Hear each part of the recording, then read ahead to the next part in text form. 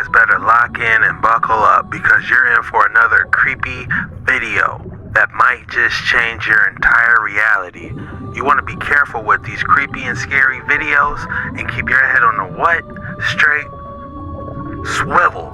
Before we do anything, smash that like and subscribe button. It helps get like-minded people in front of these videos into these waters. And remember, again, if you're watching on your TV, go ahead and grab your cell phone and pull up Jet Ski Chuck and smash that like button for this newest creepy and scary video. Let's dive into these waters. As you can see, we're in a submersible today, baby. Let's go.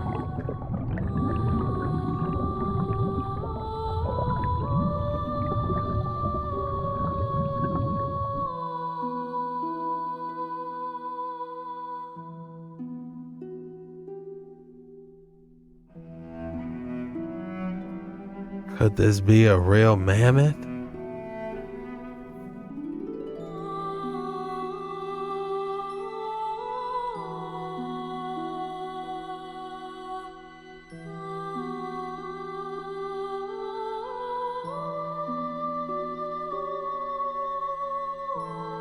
By a group of reindeer herders.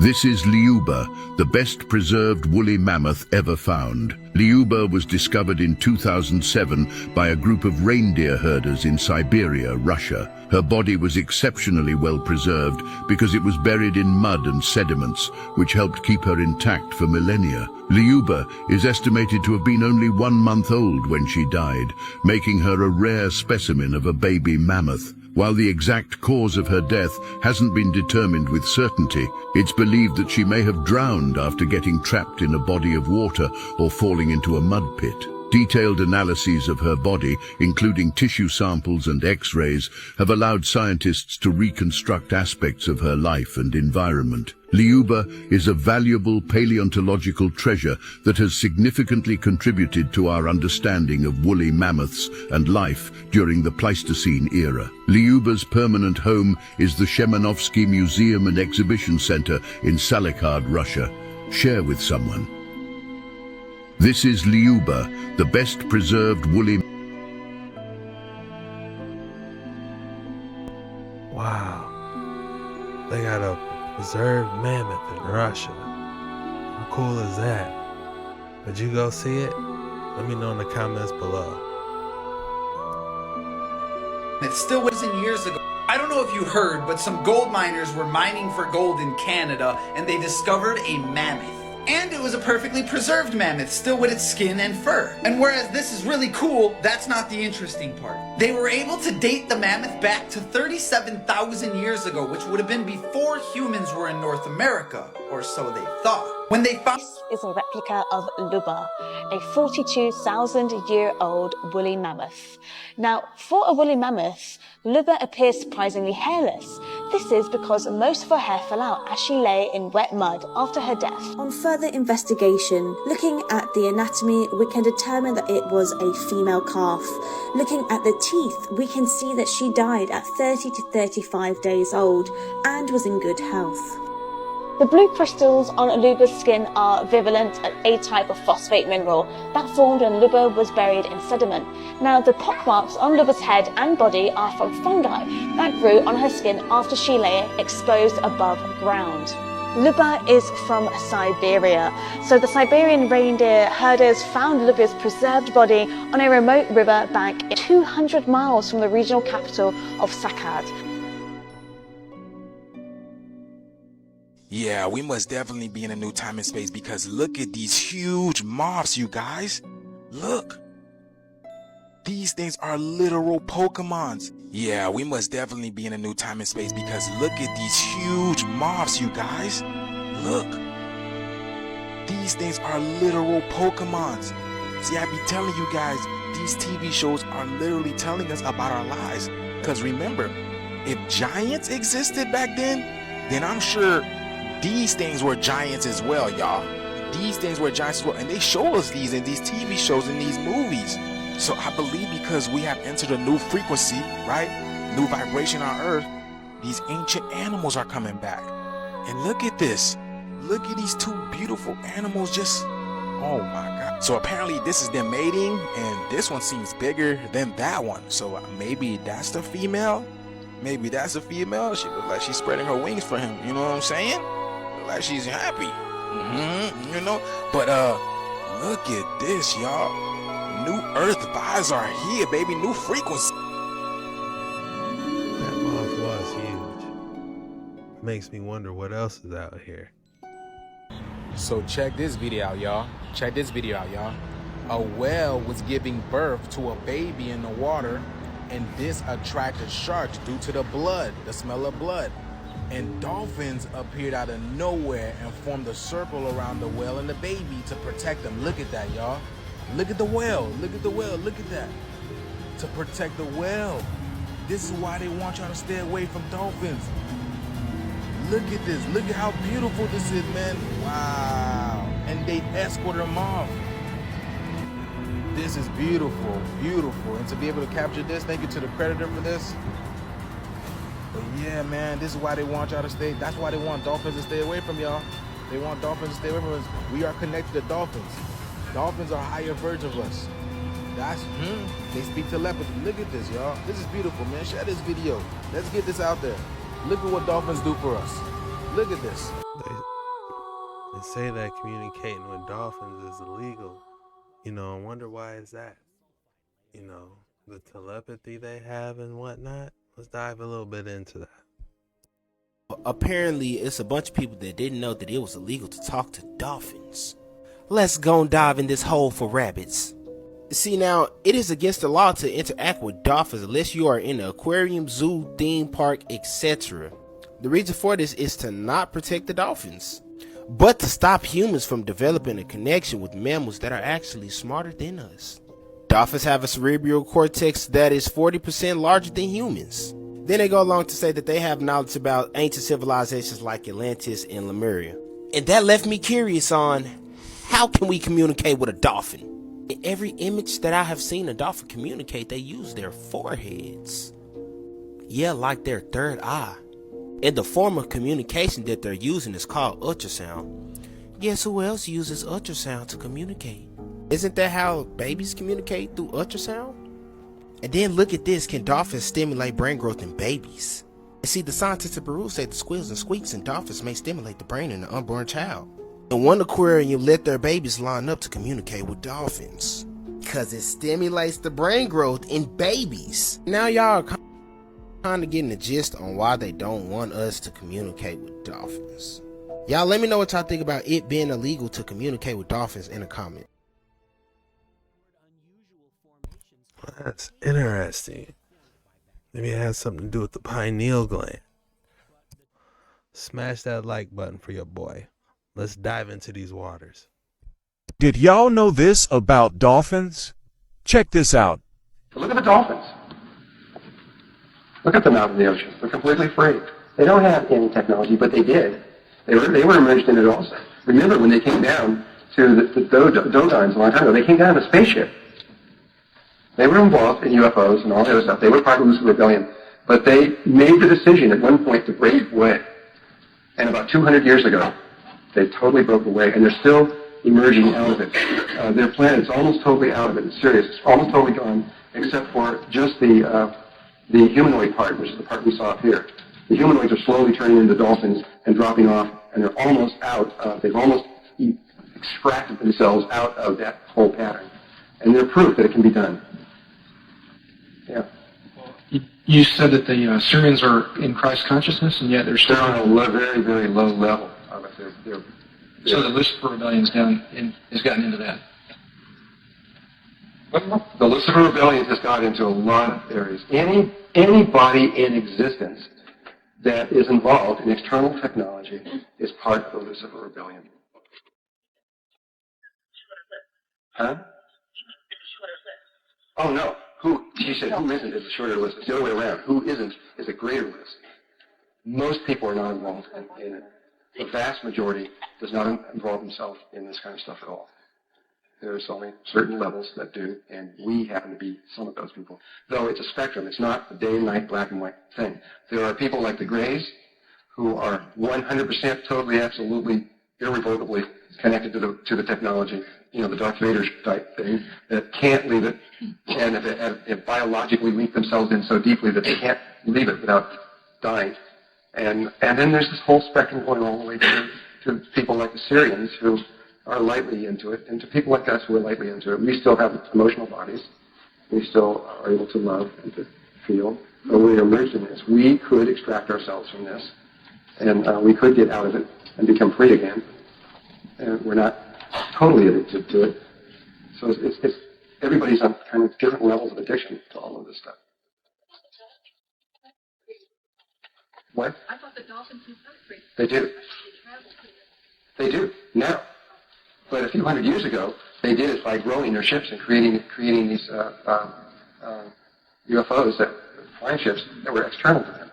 They were involved in it also. It was the means that they were able to get through from Syria to here.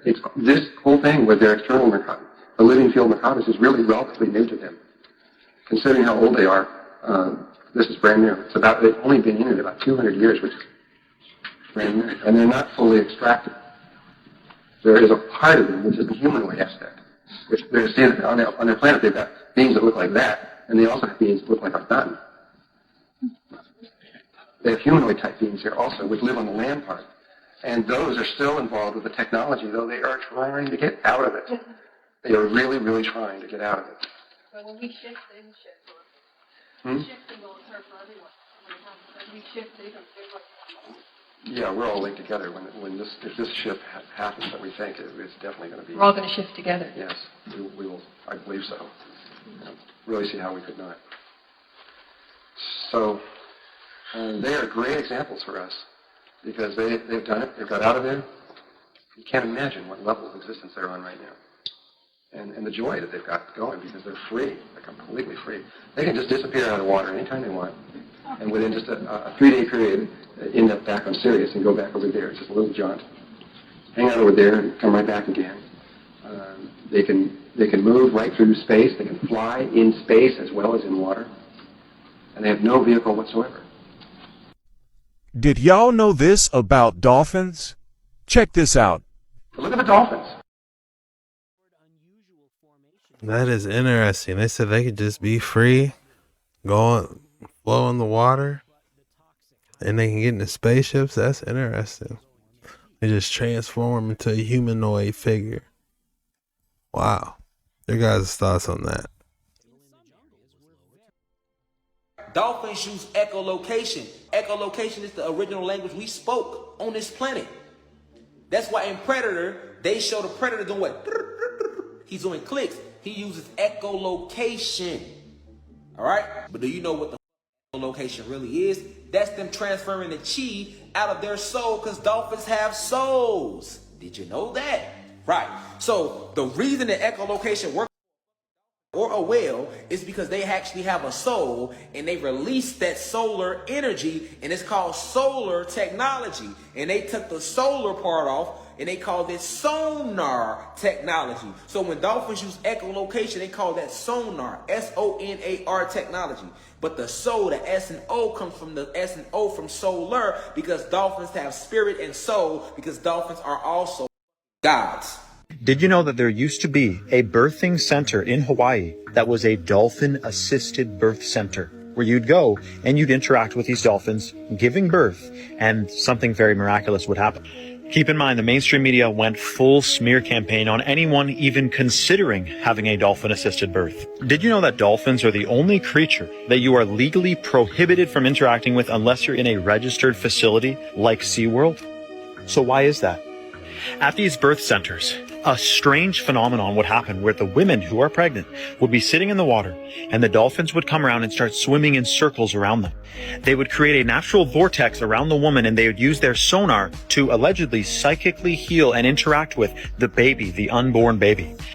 A man named Igor Charkovsky assisted thousands of underwater dolphin-assisted births with women from around the world, and the results are astounding. And you could say that's why they have tried to ban dolphin-assisted births. Here's the birthing center in Hawaii that has since been closed down after no one was harmed, no animals were injured, and yet thousands of women were giving birth with dolphins around and had an amazing time. But what was the results of this?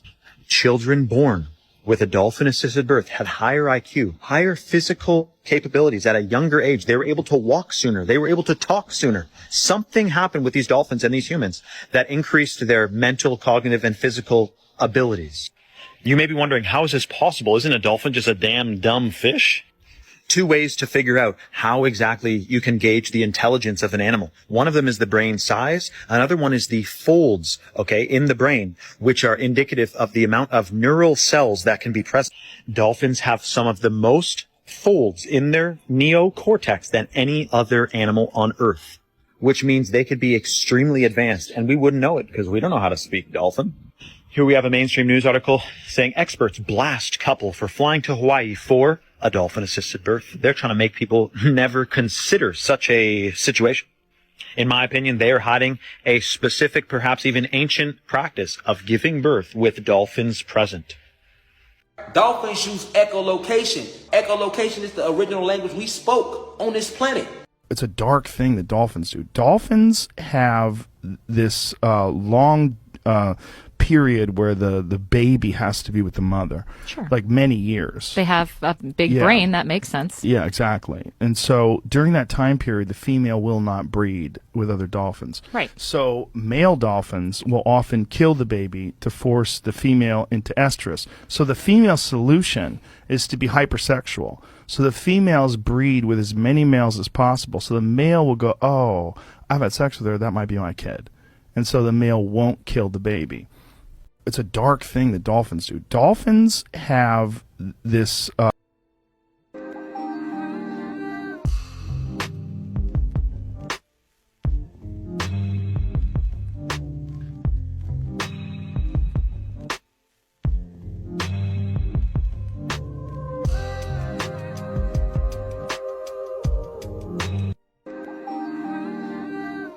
They're water bending?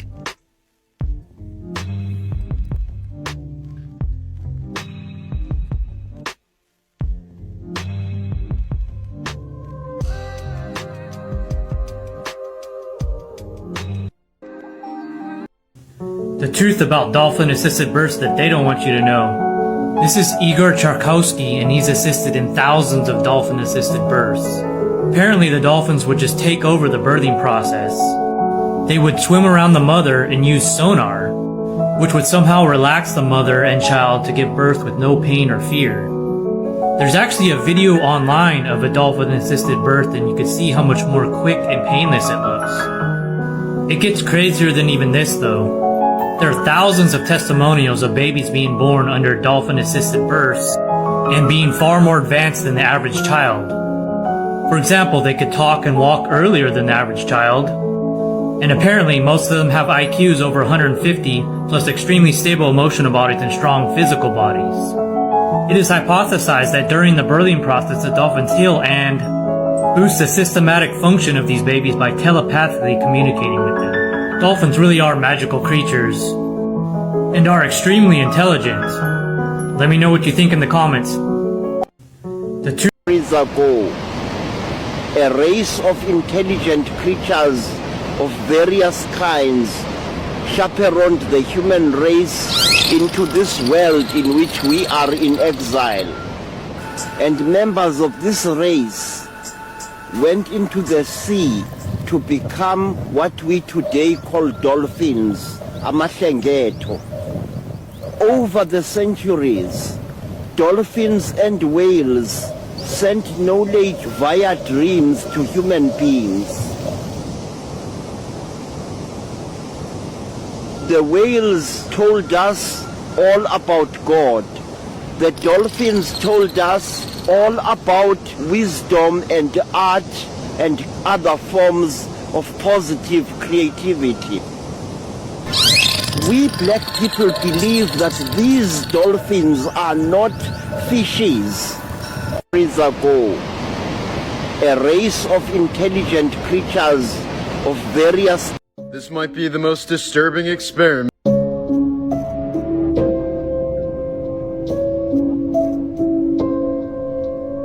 I told you dolphins were evil. They are mischievous, cunning. He was a legitimate scientist. Let's get it. Starting a new series today, The Ocean is Space. Part 1, we're going to be speaking about dolphins, how in tune, wise, and powerful these beings are, live amongst us. A lot of you know this, a lot of you don't. Dolphins actually are smarter than most humans, have a much larger neocortex, which means their brains operate at a higher, more advanced capacity than humans. Very in tune with energy and frequency waves. You can read a person's energy and current emotional states just by looking into their eyes. Dolphins actually hold memories of many past generations, and they can speak telepathically with other dolphins. This may or may not be one of the reasons why it's illegal to contact wild dolphins, because the possibilities of what we may discover connecting with dolphins may surprise us. Dolphins actually have a great amount of self-awareness, unlike any other animal. They're very aware of their own thoughts and emotions. If dolphins have all these capabilities and are so powerful, imagine exploring the other 90% of the ocean that hasn't been discovered. Like and comment. Let's get it. Starting a new series today, The Ocean is Space. I'm sure you know dolphins communicate using sonar, but a cross-section of that sonar is a cymatic pattern, like this. That's their letters. That's how they write. Now, what I'm about to show you is gonna blow your fucking mind. This is the cymatic pattern of a dolphin communicating with its trainer. This is a frozen cross-section of that. Now, if we enhance that and remove the noise around it, we can see a picture of the man in front of the dolphin communicating with the dolphin. Now, not only that, this is a frozen cross-section of how they communicate with each other. The next one is a whale's frozen cross-section of their cymatic pattern. Now, the last thing I'm going to show you is a crop circle found in England. And not only is this cool because it's a crop circle, but the inside of the crop circle looks pretty similar to a cymatic pattern. Pretty wild. I'm sure you know dolphins. If you're not convinced now, like myself, I'm convinced that these dolphins are definitely on one. I knew dolphins were special, but now it's just on a whole nother level now. What are they not telling us?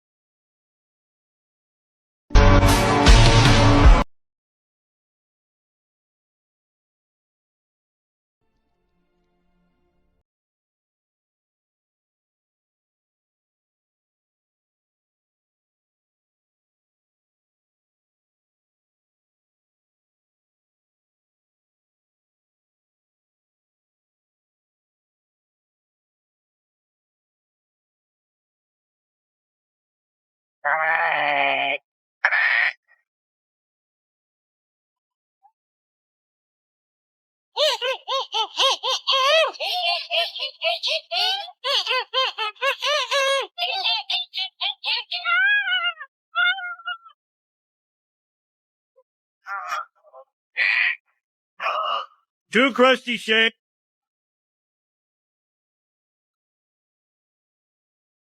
It's high tide, and huge shoals of mud are feeding at the surface.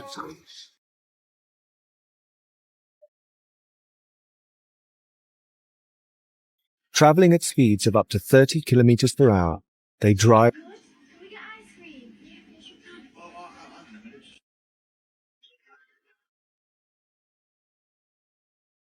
Dolphins are not fishy. Disturbing facts about dolphins. A popular story shared about Igor was that he was assisting a woman's birth in the Red Sea. While she was giving birth, 3 dolphins swam up and pushed everybody who was assisting her birth out of the way.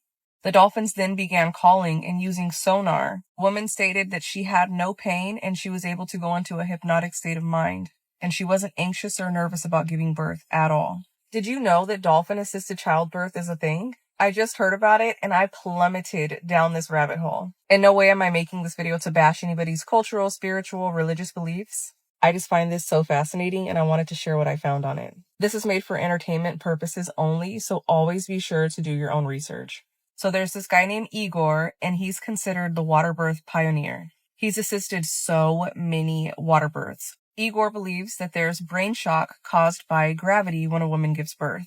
He says that this shock that all babies endure when they are birthed on land puts trauma and doesn't allow humans to use their brain to its full capacity. It's said that dolphins are extremely brilliant.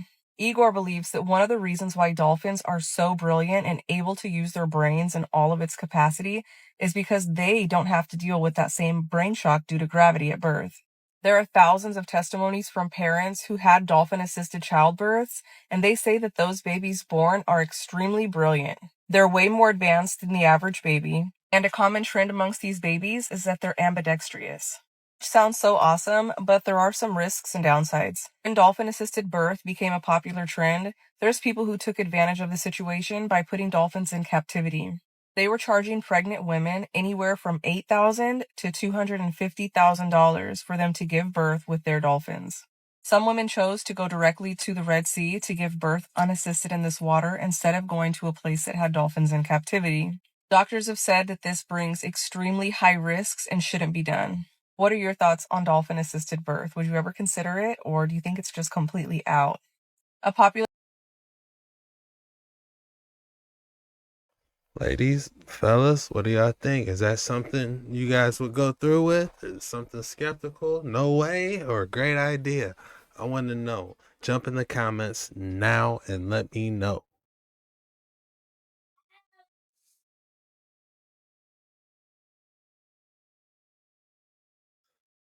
Mermaids.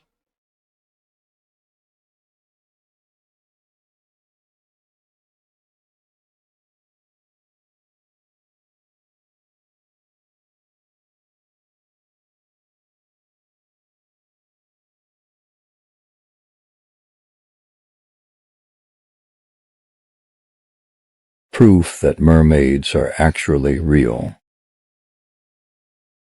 Proof that mermaids are actually real.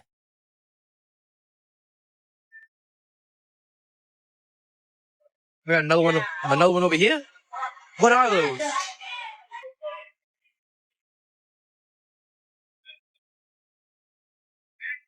What the fuck's going on?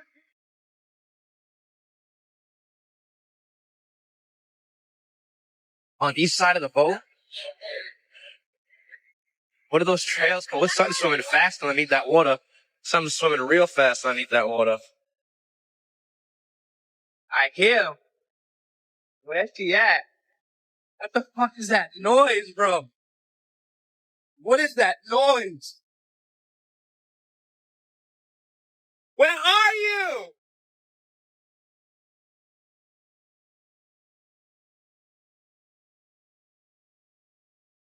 This is crazy. I heard it. I heard it. I hear it.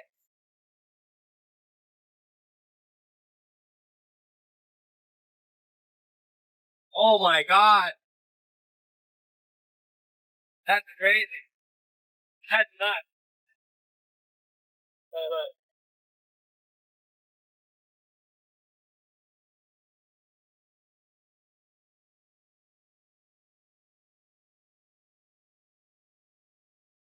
That's crazy.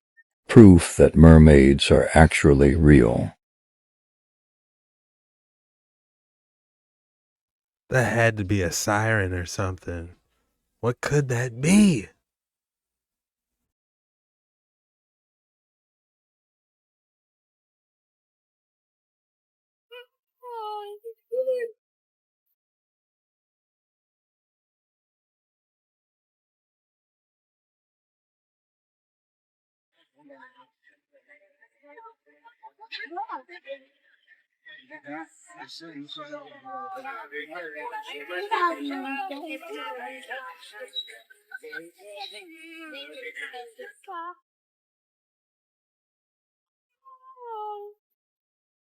But this is supposed to be a mermaid.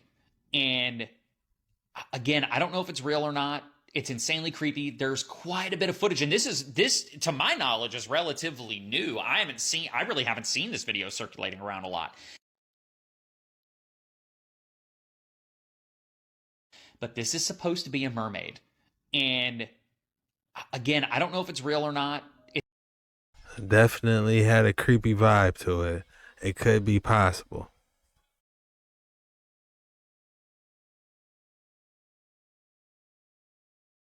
I saw a mermaid in Seychelles, Africa. You saw an actual mermaid? That's what it was. It was a swimming person. They said, don't swim in the lagoon after dark. It's coming fast. And we both kind of stopped. And then it turns and it jumps out of the water. And it's maybe at least 10, 12 feet long, man. Right. Full disclosure, this tour did not promise a mermaid sighting. However, it appears that these tourists did receive the encounter of a lifetime without even realizing it. This piece of footage that was filmed by one of the tourists managed to capture the exact moment a mysterious fin that is alarmingly close to the boat splashes out of the water. While most of the tourists didn't seem to notice at first, they definitely became a little bit shocked when they watched the footage again in slow motion. The tail is considerably larger than any fish species that would probably be swimming in such shallow waters, and for a very brief moment, you can also see a human-looking head just under the surface of the water. Now, the exact location of this incredible sighting isn't actually known, but it seems like this mermaid was not expecting tourists to come motoring by. The humanoid quickly descends back into the water after noticing the boat and left the tourists with the experience of a lifetime. So these tourists decided to head into uncharted territory and ended up making a shocking discovery without even realizing it. These travelers in Cancun decided to venture into a cave that was filled with bright blue water to explore what was inside. While it might have just looked like any other cave, it turns out that these tourists may have accidentally ventured into someone's home. While one of the travelers was filming the inside of the cave, the camera managed to pick up a very mysterious creature swimming through the water. While it only appeared above water for a very brief moment, the creature definitely had all the makings of a traditional mermaid. The tourists, however, had their backs turned the entire time and didn't even realize that they were not alone in the cave. Thankfully, this mermaid did not seem hostile, though, and had no desire to confront the humans. However, the video did serve as a fair warning to everyone in Cancun that dark caves may not be the best places for swimming. After that, we have the Zimbabwe Dam sighting. This is one of the most bizarre mermaid stories you will ever hear. Back in 2012, a team of construction workers in Zimbabwe were tasked with installing a new water pump near a local dam. However, they instantly encountered a problem when the dam experienced a mysterious and unexplainable blockage. A team of divers was sent into the water to investigate the blockage, and they eventually re-emerged with a shocking story. All of the divers who were sent into the dam claimed that they saw a real-life mermaid who was not too happy with the new water pump and was seemingly responsible for the blockage. While the government had a tough time believing their story, the divers refused to return to the dam. So, the government's solution was to hire a new team of divers from outside of Zimbabwe to fix the blockage. But that outside team also reported seeing the same terrifying mermaid. With the threat of a hostile mermaid patrolling the area, construction on the water pump was never completed. Now this one is an absolute tease. Only one part of this mermaid was captured, but it was pretty clear that it was no ordinary sea creature. This potential mermaid was having a bit of fun frolicking near the surface of the water, but only gave us a look at its strange fin. Now it's pretty obvious that this is not your average fishtail, but it's also hard to tell what exactly it belongs to. Even marine biologists and other top experts have had a tough time identifying the creature, and this has drawn some people to the conclusion that it's a real mermaid. No one really knows why the creature was frolicking so close to the surface, but some people believe it may have been catching a fish. The other strange part about this clip is that it is the only one of its kind. It gave some people a better chance to observe the humanoid fishtail, but may have also exposed some of the creature's behavior. Hopefully this one does decide to show a little bit more than just its tail next time. And finally, we have the Australian sighting. Scuba diving can be a pretty fun activity, but not everyone can claim that they saw a real-life mermaid while they were on a deep-sea adventure. While Australia is home to a ton of otherworldly creatures, it seems that mermaids also enjoy living in the land down under. In fact, one scuba diver in Australia proved this to the world when he unwillingly captured an actual mermaid right before his own eyes. The video starts off fairly normal with different fish species swimming around, but it doesn't take long before it takes a mysterious turn. The fish seemingly start to panic before a massive mermaid goes swimming past the camera, leaving the diver in a state of shock. While the diver probably wasn't intending to go looking for mermaids, he managed to have the encounter of a lifetime. Of course, as always, there were a lot of skeptics online who believed the mermaid was simply a person in a costume, but mermaid believers were quick to defend the video. They argued that its swimming pattern was not human, and there was no denying that the mythical creature was real. This is true, mermaids are real. And so are other creatures like reptilians, greys, tall whites, Pleiadians, Lyrans, Sarians, Arturians. There's so many different beings out there, but because of the elites keeping everything hidden from us, we think that nothing else exists besides us. How ignorant of us to think that we're the only beings throughout the universe, throughout the galaxy, and the galaxy has many galaxies within a universe. So just think about that. Like, it's just ridiculous that we really think that no way other beings can exist, but no, reality they do. On Earth alone, there's plenty of beings that have been here long before us, and the mermaids were one of them as well too, of offsprings of different species that have been here. If you go back and look at the what you call it, the 7 tablets of creation and Sumerian texts and the Sumerian gods and Anunnakis, they talk about them because they were like offsprings of like demigods and other gods that created them with having relationship with human women, with people, and from that sprung mermaids. Yes, even in Jamaica and the islands, we have plenty of mermaid sightings. Same here in Louisiana and Tennessee. I've seen people catching mermaids in lakes. They exist all around the world. So do your research and be open-minded to what's out there, man. So the more open-minded you are, when you do run into something and encounter it, you won't be scared of it. When people are closed-minded, when they do come across something like this, it bugs them out, it freaks them out, and they don't know what to do, so they run away from it. So do your own due diligence, research, look up what's there, meditate, and reach your higher self. Peace, guys and goddesses.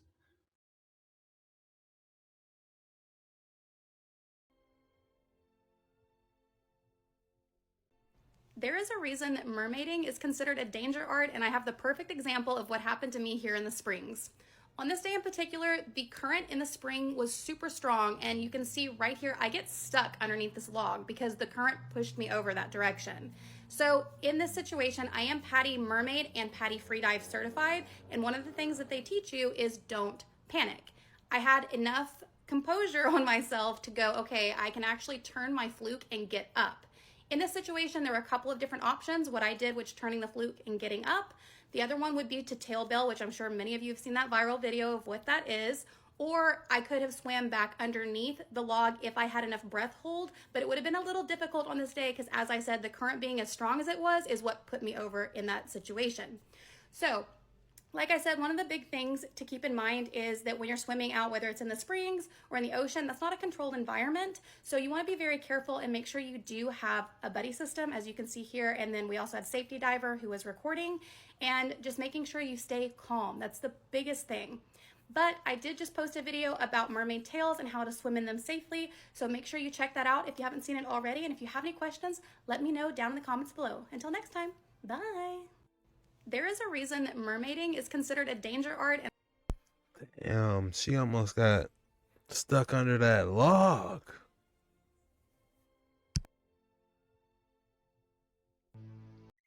Anytime I hear about a mermaid sighting, this is what I picture. Yep, that's a siren. So, according to Greek mythology, sirens were pretty much predatory creatures who lured men using their enchanting voices.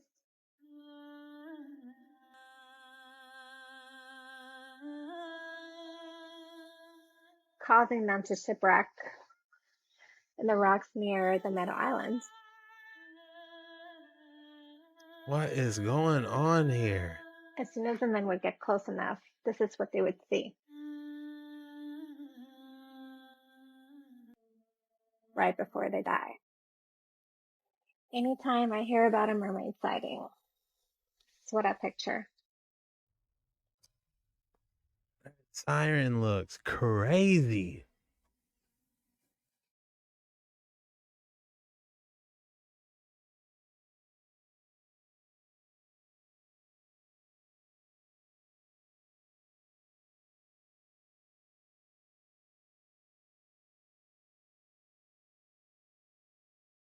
I feel like I'm seeing shit, but hold on, let me turn. Better not be what I think it is. This better not be what I think it is. It's a mermaid, mother.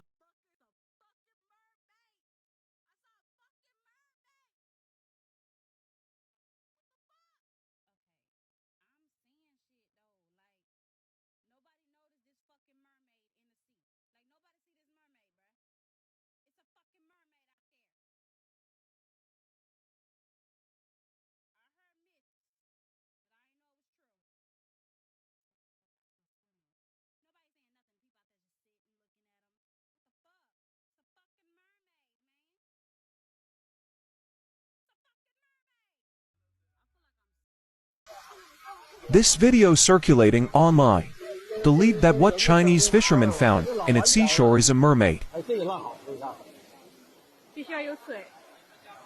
In our modern world today, are mermaids really real? If we look in our past, the earliest mermaid legends appeared in Syria, around 1000 BC, when the goddess Atargatis dove into a lake to take the form of a fish. Unfortunately, until today, there's no evidence of aquatic humanoids has ever found.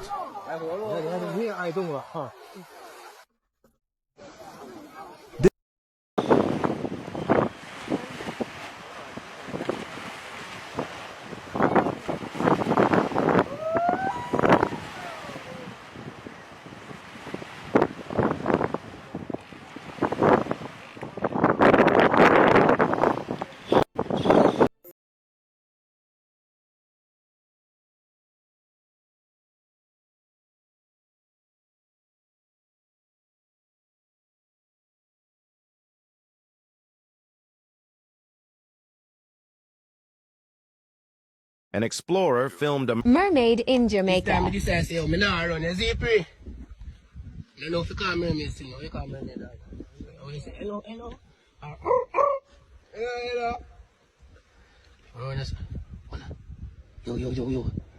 see here the dog. Yo. Hello! Yo, me not run. Hold on. This is me not run dog. Hold on. What? Yo, I forgot animal control. Mermaid in Jamaica. This is yo, me not run. You see pre? Yes, I am a mermaid, and no, I'm not crazy. If you wanna see some really cool tricks, then you should follow me. I hold my breath for ages, and no, I don't have gills. And I don't care if you think it's weird, cause you don't pay my bills. Yes, I am a mermaid, and... Bueno, estamos todos acá mirando una sirena. Hay algo ahí. 10 metros, 10 metros.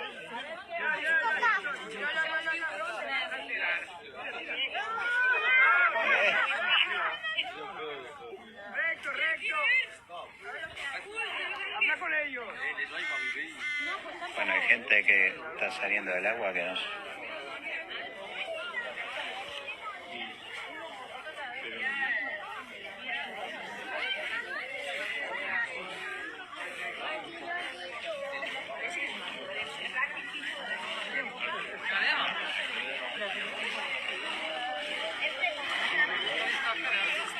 No sabemos qué es.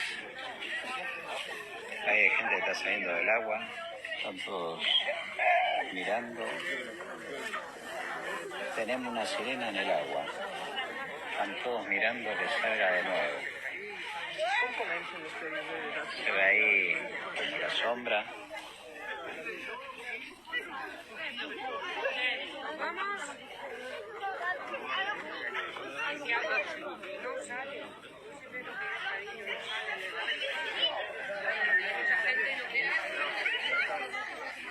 This video is also seriously grabbing the internet's attention right now. Of course, with it captioned, "To be a real siren," in front of multiple witnesses, swimming with a bunch of children. Now, I'm not sure of what you made of this, but there were multiple parts of this video that shows something in the water that has caused enough of a commotion to spark a debate among us, whether this is a siren or not. Hay gente que está saliendo del agua.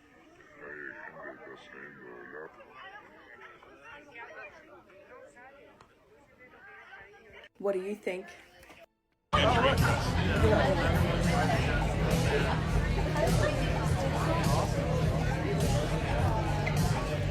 Wow.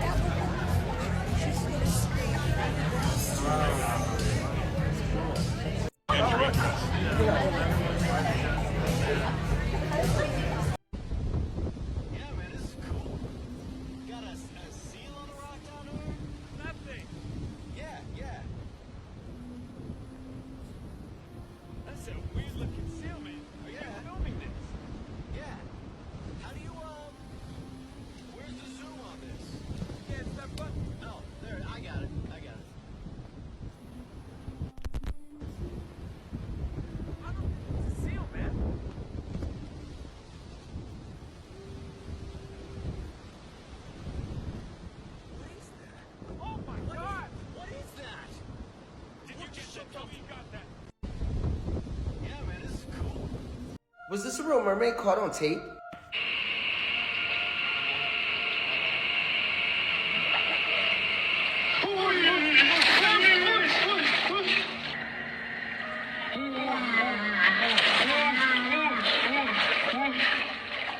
Was living in a lake for 25 years, earning her the name of the Indian Mermaid. Some people of her village believe she's a supernatural spirit who's living among humans. Her family visits her daily to keep her company and bring her food so she can eat. But why is this 70-year-old woman doing this? Sadly, it's the only relief she can get for her skin disease, which causes her skin to sore, shed, and become unbearably itchy. Rhonda is unable to afford treatment due to her poverty, so every day she wakes up, sits in the lake until the sun sets, and comes back to do it all again once the sun rises. This lady has been living in a lake for 25 years, earning her the name of the Indian Mermaid. Some people of her village.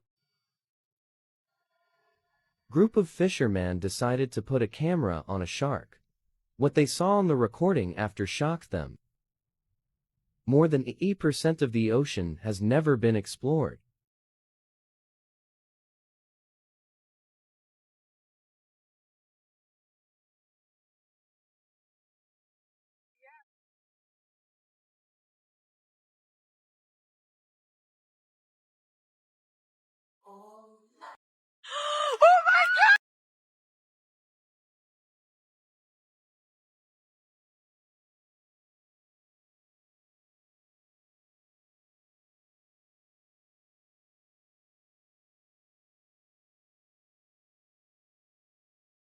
This is the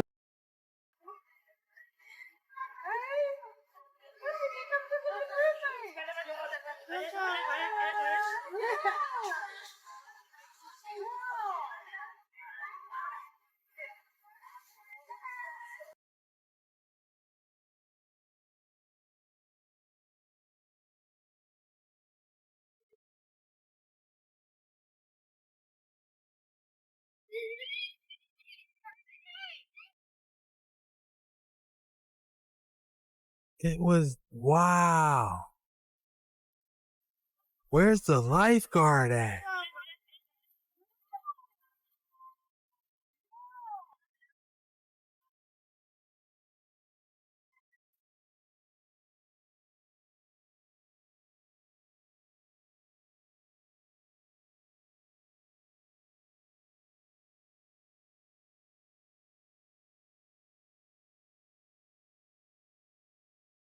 Hey, that's a dangerous job, man. I hope they pay her well for that.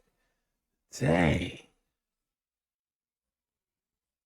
You gotta be able to hold your breath and be a good swimmer to do that.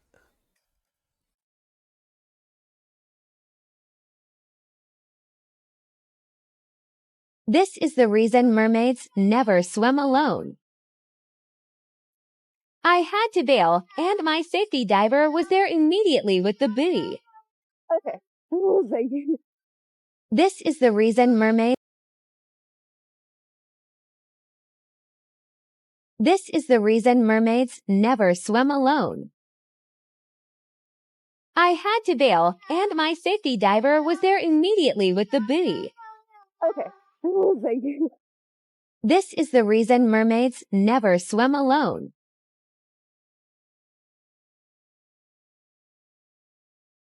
Sick here, there's nobody crying. Won't nobody through.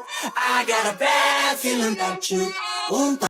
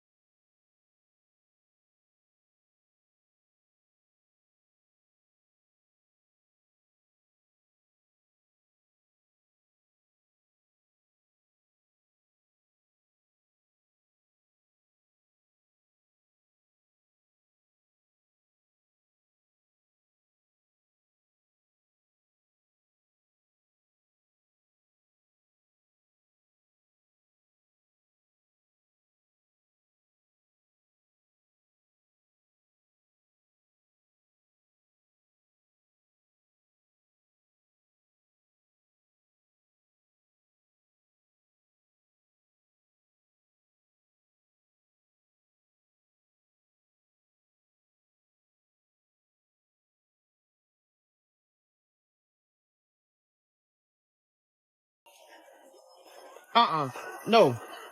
Take out the... God damn it. Take it off now. Take it off. Get over here.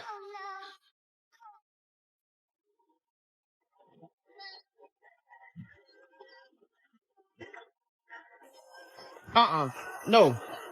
Take out the... God damn it. Take it off now. Take it off. Get over here. Get out here. Take that damn thing off.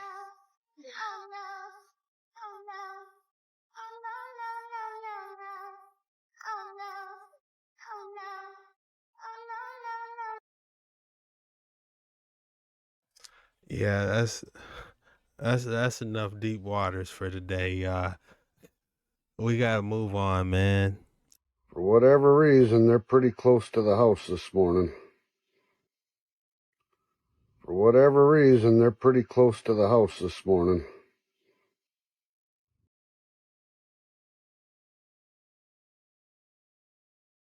Just out of sight, like usual. Girlfriend just came upstairs screaming, woke me out of bed, said that there's something on the roof, and I don't see it. She thinks one of them's up there somewhere. I don't know. But she said she's going to leave if I can't do something about it. So I don't know what to do here. What the hell was that?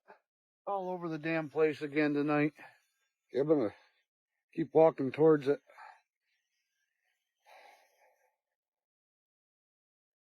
Might actually get to capture something here.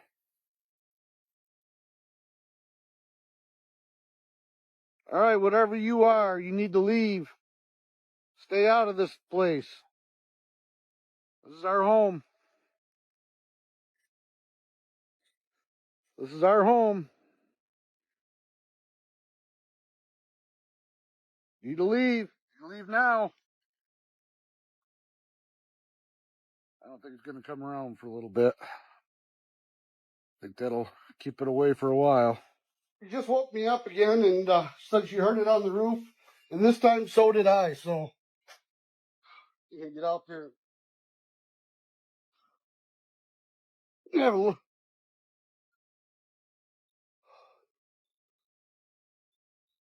Okay. Oh. Holy sh**. All right. So, there's one on the other side of the house.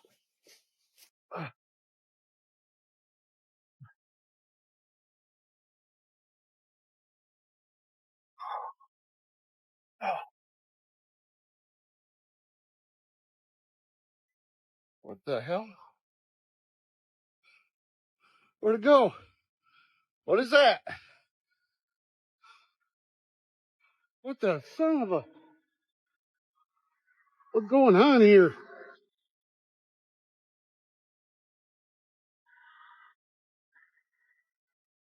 Oh my God.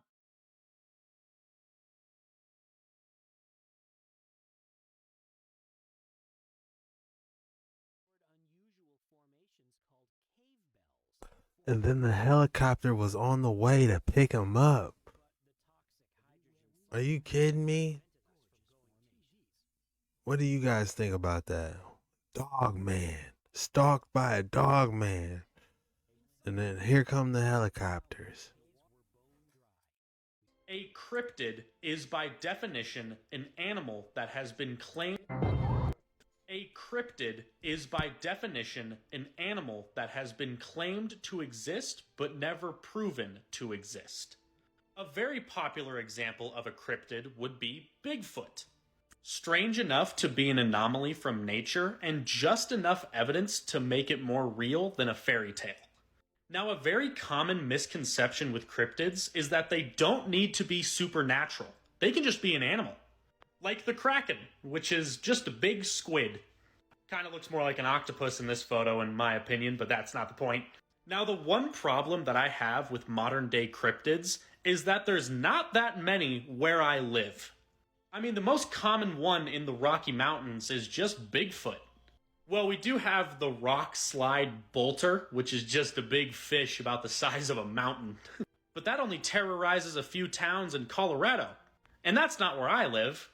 I live in Montana. And we only got 3 registered ones up here. So here's the rundown of our 3. The orange markings that are all around the state are Bigfoot, of course. Up here in the blue, we have the Flathead Lake Monster, which has been spotted in Flathead County and Lake County, both on the Flathead Lake, very redundant, and in Garfield, Macomb, Dawson, and Madison County, here in the yellow, we have the Shunka Warakan. Warakan? Doesn't matter. The point is, we have our 3 cryptids. And they're all pretty tame, in my opinion. I mean, I think I met this Shunka fella once, and all that is just a dog that invokes a large feeling of fear throughout your body. But I can't really confirm that, because what I saw in the Gallatin County doesn't really match up with a lot of the physical descriptions that have been found in the other 4.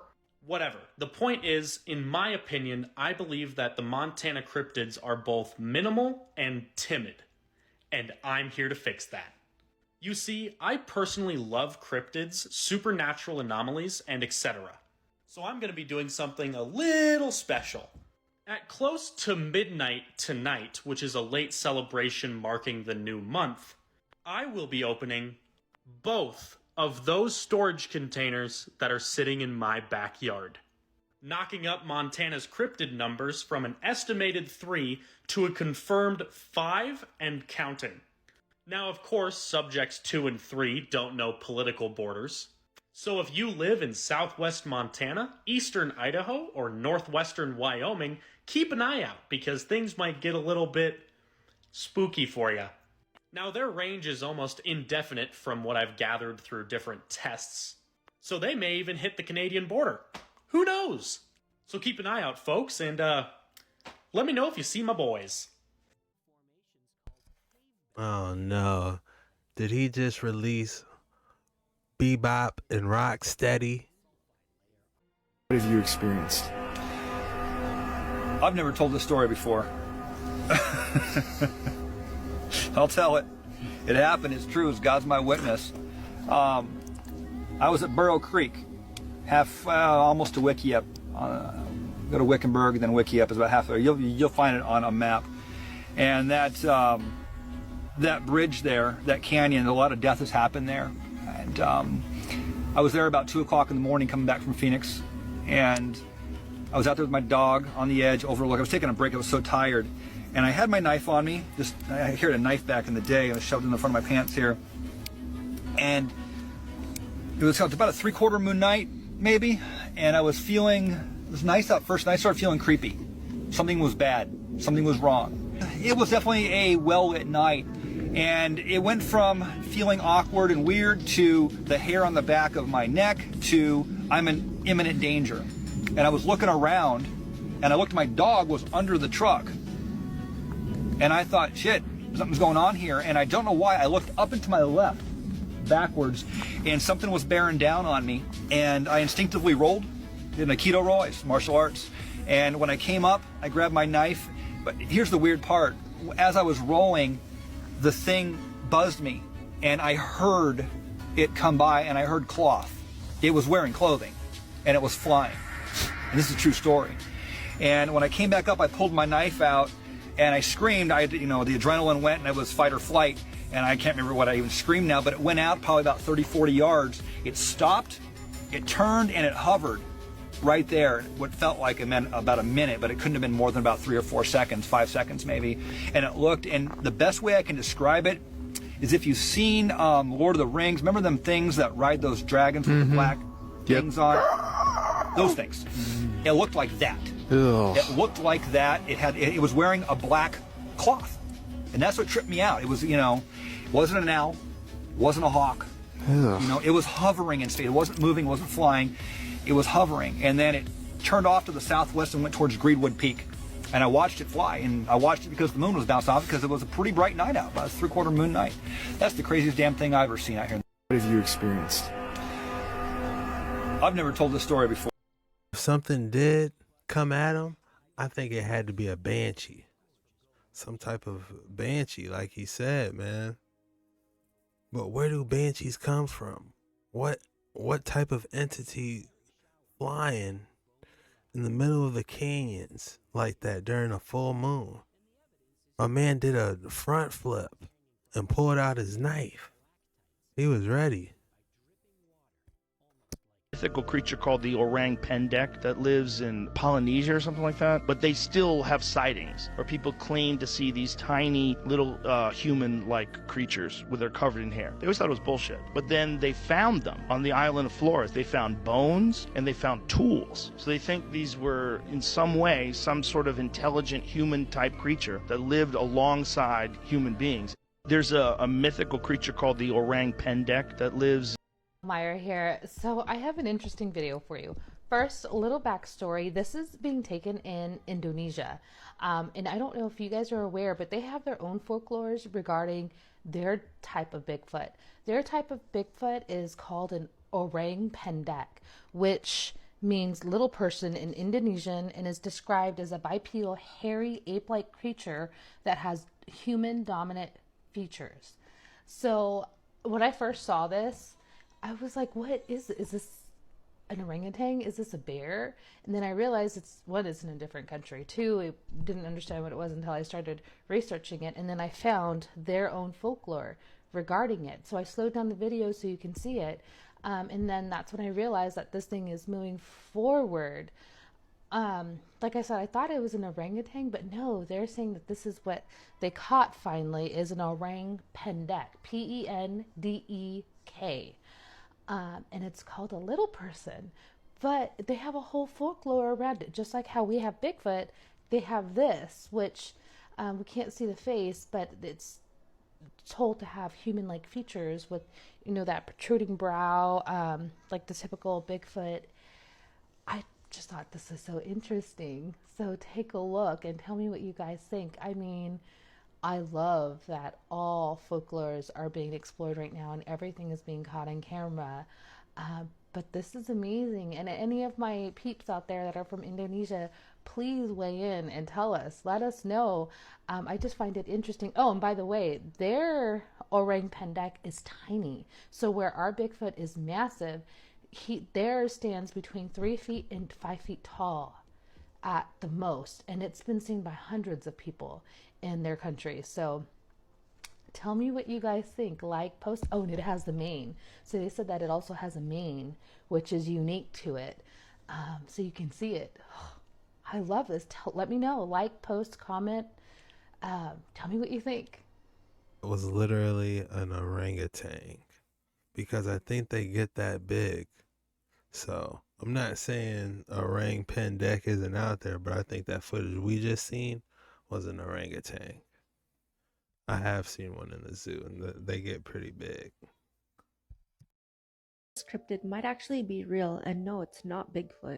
This cryptid is known as the orang pendek from Sumatra, and its name translates to short person from Indonesian. Stories of the orang pendek go back decades and decades, with the majority of the sightings coming from the jungle floor. Those who have seen the orang pendek say that it looks like a very small human. Although it does have quite a lot of ape-like features, those who have seen it swear that it looks much more like a human being. It's said to be covered in red brownish hair or fur, and it's said to measure approximately 4 to 5 feet tall. It's also described as walking upright on 2 feet, but a very distinguishing feature of the orang pendek is its hair. The head of the orang pendek isn't covered in the same hair that the rest of its body is. It's actually said to grow hair like a human does from its scalp. But above all, it's said that its face resembles much more that of a human being as well. And as for its body shape, many people reference it as being similar to that of a lightweight boxer. Skeptics will tell you that the orang pendek is nothing more than just an orangutan. And this could very well be the case since orangutans do live in Sumatra. But those who have seen the orang pendek swear that it's just not an orangutan because the body compositions are completely different. Orangutans are much larger inside and they have protruding bellies and very long limbs, whereas the orang pendek is said to be much smaller in stature, and you can tell right away just by looking at it. And then there's this video. This is just a screenshot. It was taken from a GoPro when motorbikers crossing the Indonesian jungle came across a very strange creature. They had absolutely no idea what it was, but in the full video you can see it just running into the jungle. For the full video, check out my YouTube. I just did a full-length video on the Orang Pendek and along other cryptids that could very well be real. The link is in my bio. Let me know what you guys think. So this cryptid might actually be real, and no, it's not big. Video is blowing up right now. It was uploaded by a YouTube channel called Ken's Carpentry. This man normally posts construction videos, but on December 3rd, he uploaded this footage. Saw a mother bear and 2 cubs this past spring. I don't know where they would be now. He noticed something in the woods on the side of the road, so he decided to take out his drone. And this is what he caught. Completely clear footage of something big and upright walking through the woods. What is that? Normally I would say it was a man in a suit, but this thing is very clearly, in comparison to the trees, huge. Could this be the most authentic footage we've ever seen of Sasquatch? That's for you to decide.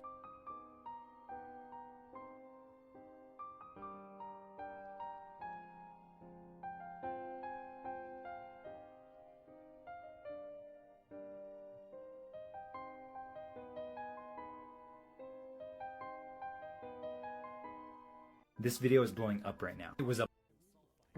I don't know what it is. I would have flew a little closer if I had that drone, so we could have got a better shot. But drones are a great way to capture stuff. If you guys have any recommendation on drones, I'd love to hear it. Here, running out of the forest as it flees a group of trail bike riders. The clip was uploaded by video captured earlier this month in a remote area of Indonesia's Aceh province. Appears to show a tiny human. I told you guys we were going to find it. Like creature carrying a spear running out of the forest as it flees a group of trail bike riders. The clip was uploaded to YouTuber Fredography's channel on March 22nd, and it's really worth a look. Debate is raging online in Indonesia. Is the mysterious humanoid a member of a lost pygmy tribe or some species believed to be extinct? Video captured earlier this month in a remote area of Indonesia's Aceh province. That's as best as I got.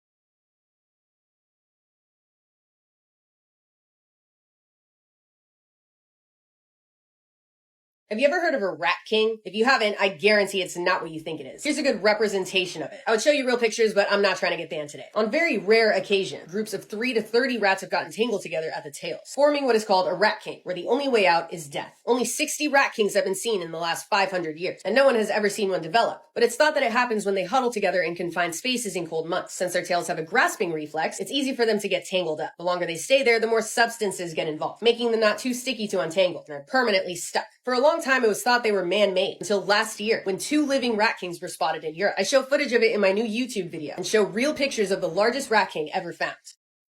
Rat king, that is crazy. I've never heard of that one.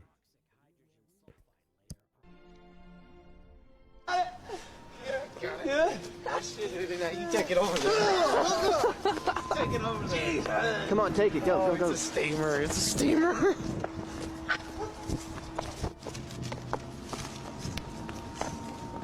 Come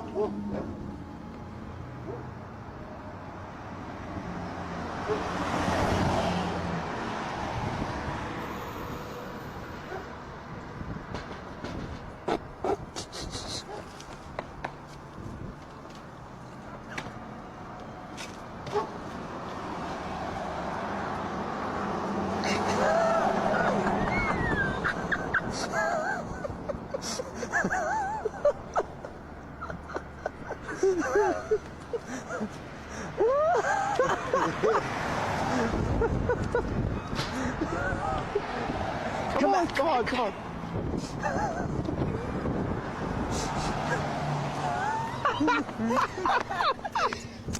Here's shitbag number 2. Here we go. Fuck, it's cold. Come on, come on, come on. Merry Christmas.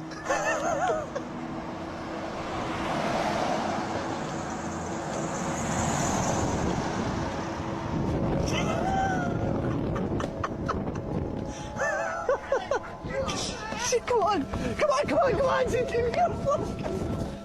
Oh, shit! Okay. We're going to get this old man again. Last time we almost gave him a heart attack. He ran all the way across the street, so here's another shitbag.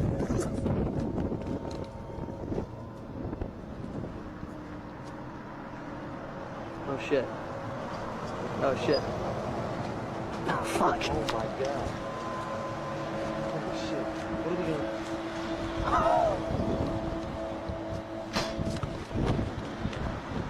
Get out, get out.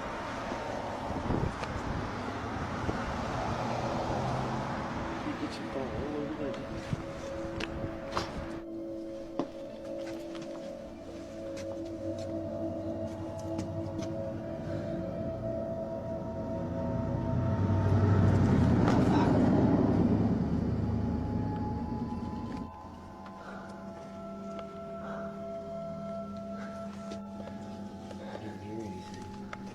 These kids.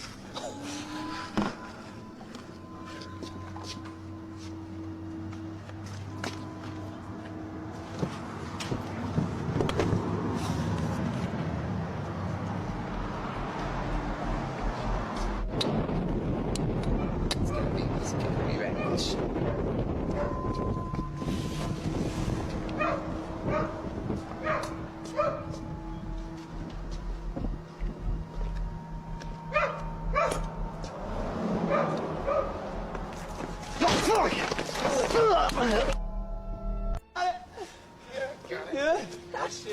You take it over there. Take it over there. Come on, take it. Go, go, go. It's a steamer. It's a steamer. That was actually well put together. You know, I enjoyed that. I want a full movie of that. What would the name be? Old Man Long John. I was forced. Let's get out of here quick.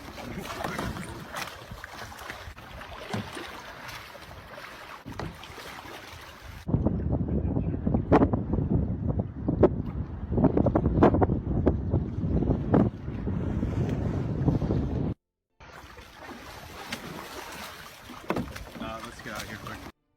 Uh-oh, we're in mermaid territory. I don't know, the splash looked real, but we could be on the one. Esta criatura no subió al arca de Noé. What is going on?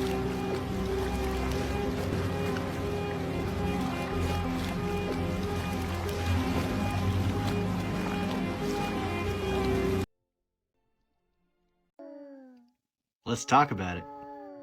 There's this legend of a terrible behemoth of a creature that lurks among the mountaintops of Colorado.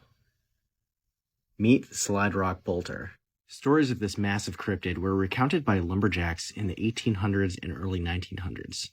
The bolter was said to have a massive head, beady eyes, and a large mouth. It also had a fluked tail with grab hooks and would wait atop mountain peaks until its next meal came by. At the right moment, this beast would let go and slide down mountainsides at breakneck speed, swallowing anything in its path, from trees to entire groups of tourists. And once the bolter had its fill, it would inch its way back up to the mountaintop and wait again for its next meal. What do you think of the Slide Rock Bolter? Like and comment for more. Let's talk about it. The Slide Rock Bolter? How good is it hiding? How come nobody has shown one of these before?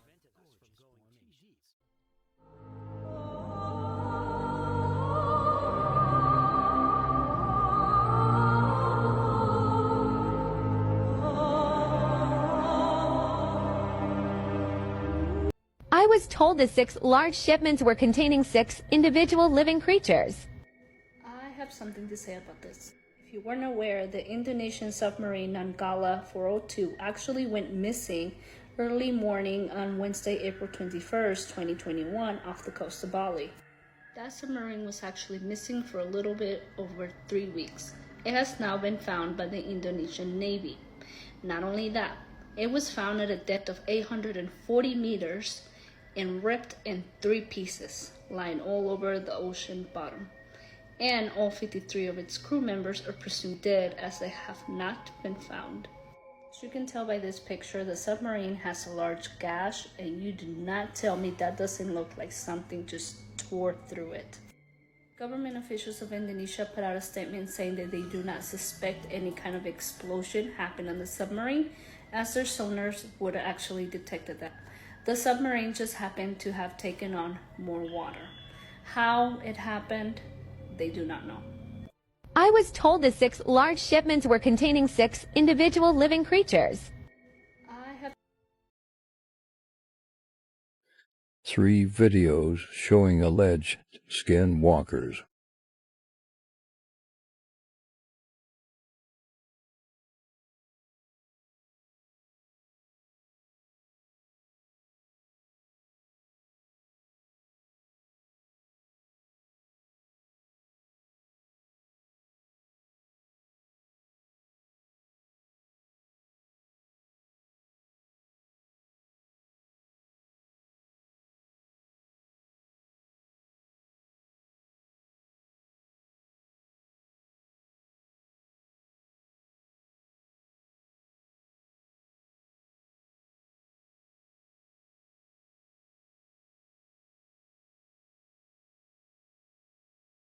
Three videos showing alleged skinwalkers. That cat at the end was a little crazy. And this cat's legs is a little crazy too, to be honest.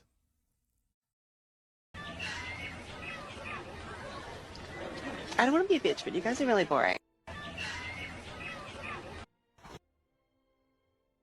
10 cryptids that might just be out there. First, the Yeti, said to dwell in the Himalayas. Next, the Loch Ness Monster, reportedly lurking in Scotland's Loch Ness. The Jersey Devil, a creature haunting New Jersey's Pine Barrens. Bigfoot, a hairy figure walking upright through the North American wilderness. The Chupacabra, a vampire-like creature seen in Latin America. Mothman, a winged, red-eyed entity reported in West Virginia. El Chupacabra of Puerto Rico, a hopping alien-like being. The Thunderbird, a giant bird in Native American folklore. Mokele Mbembe, a creature in Central Africa, often compared to a dinosaur. Finally, the Kraken, a colossal sea monster from Scandinavian folklore, big enough to engulf ships. 10 cryptids that might... Speaking of the Kraken, we gotta rotate. 10 cryptids.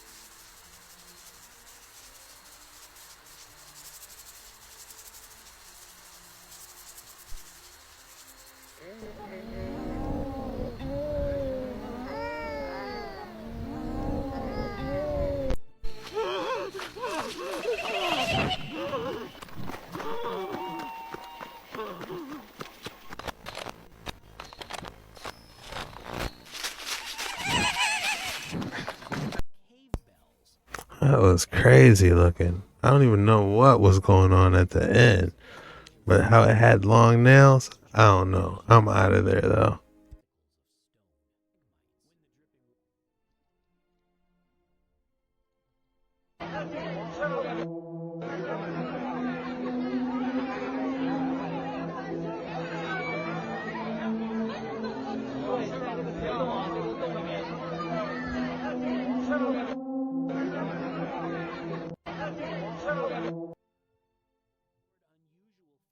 That's gotta be a movie shoot for like an Indonesian movie or something. That snake is way too huge.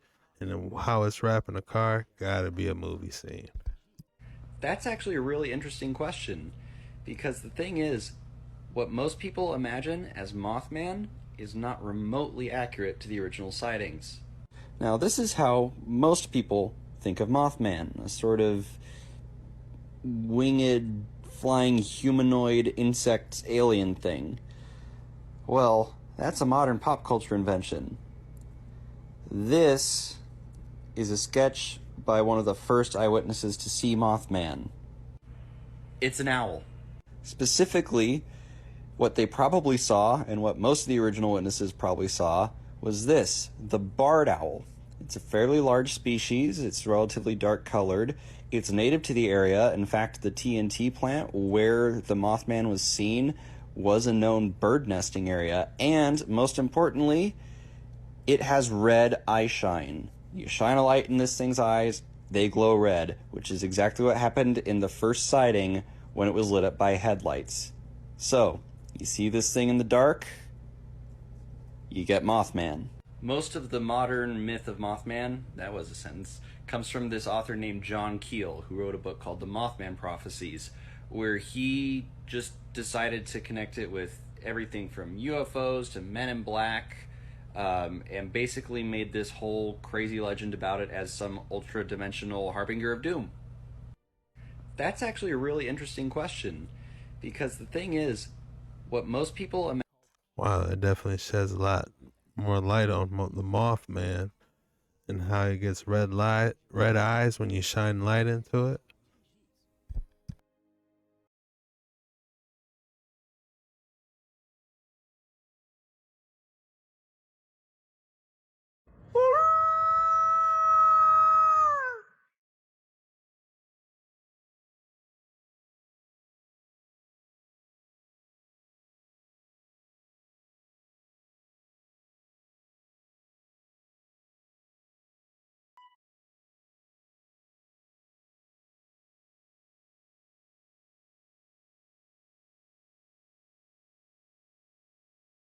That thing is massive.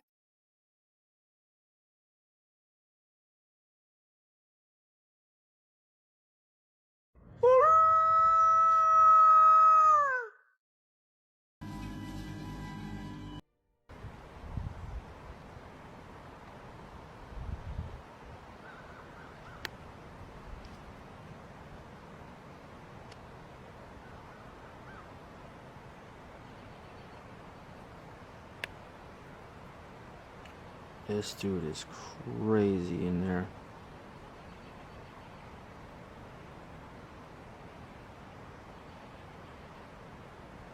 Whoa.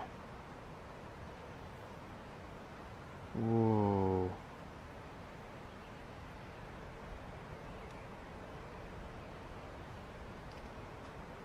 He's like extremely human. What in the hell? The eyes just popped up on the top right under that branch. That being is crazy. Look at the two eyes under that branch on the top right of the screen as well.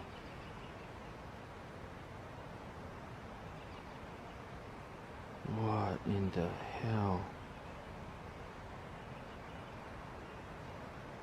Whoa, he's smiling. Oh my god. This guy looks like a Native American.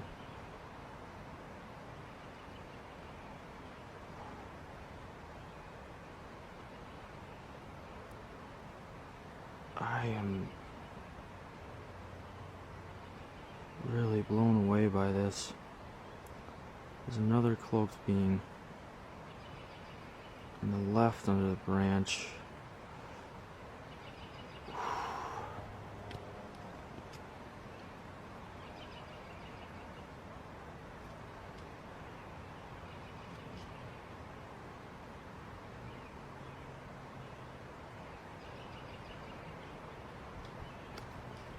in the heck is going on? What is this creature up here? This green face guy. I mean, this place is insane. What is going on?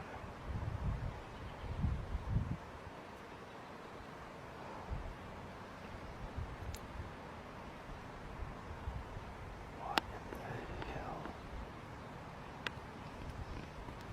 Okay. I don't know what that noise is. Side of me. Alright. I'm gonna run out of footage here.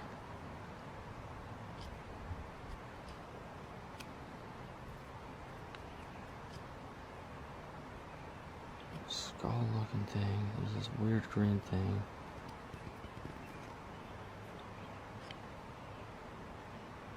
That dude, I don't know what's going on.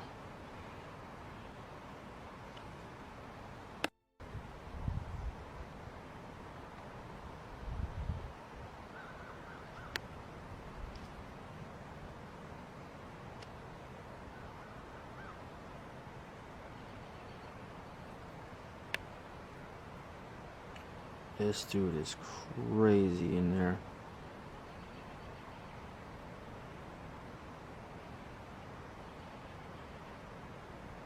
Whoa. Whoa.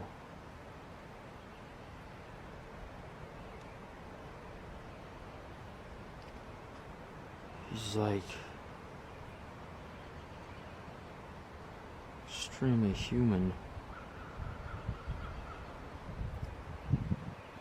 What in the hell?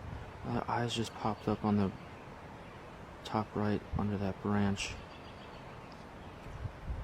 That being is crazy. Where are the two eyes under that branch on the top right of the screen as well?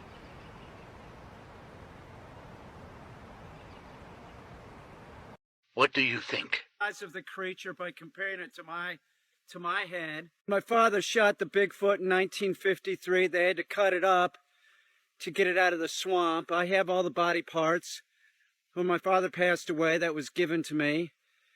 It's been very expensive for my father, my family, to keep the Bigfoot, you know, frozen for that many years. You know, it was always in a commercial freezer. It's always wrapped up, you know, with several layers to keep it, you know, it looks in pretty good shape considering that it's been frozen for 65 years.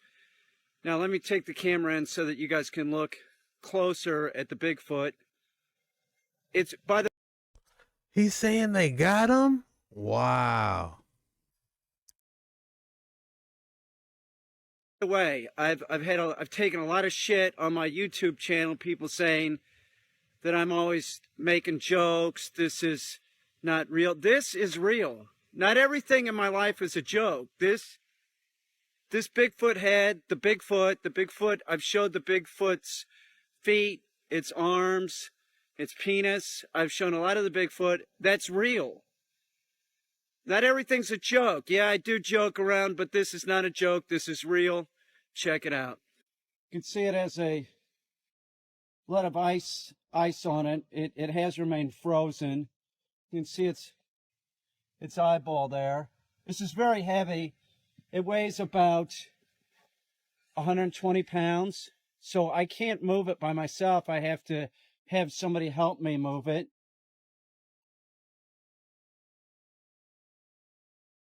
There's a lot of debris still frozen in it. I have somebody here to help me move it so that we can see the other side.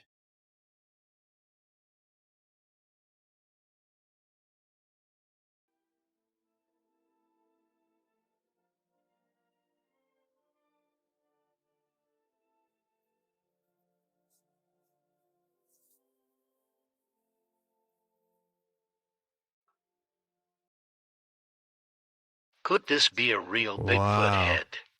What do you think? Size of the creature by comparing it to my.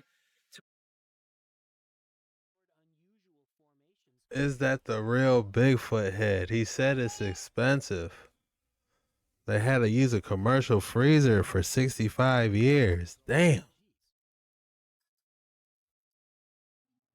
Everyone's heard about the Loch Ness Monster before, but did you know? The state of Montana actually has its own lake monster known as Flussy, or the Flathead Lake Monster. People have told tales of a giant eel-like creature dwelling in the crystal clear waters of Flathead Lake. This gentle creature has even been known to save a 3-year-old boy who had fallen into the lake. What do you think it is? Everyone's heard about the Loch Ness Monster before, but did you know? The state of There's an apex predator living in Colorado. Among the Rocky Mountains, there is a legend of a terrifying monstrosity that lurks atop mountain peaks. Meet the Slide Rock Bolter. Stories of this fearsome cryptid date back to the 19th.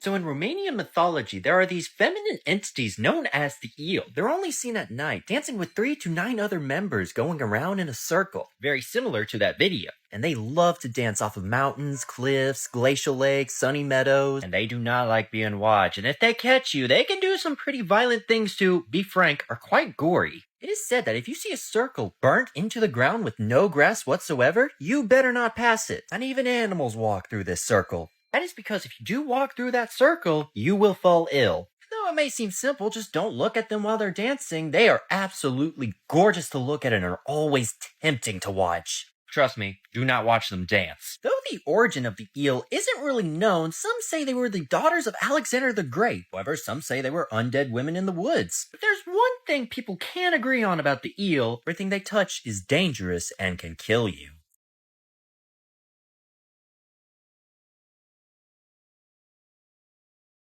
So in Romanian mythology, there are these feminine entities. What is freedom? Mathematics.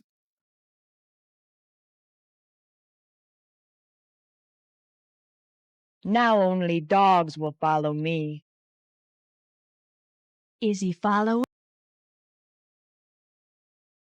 What the heck is that?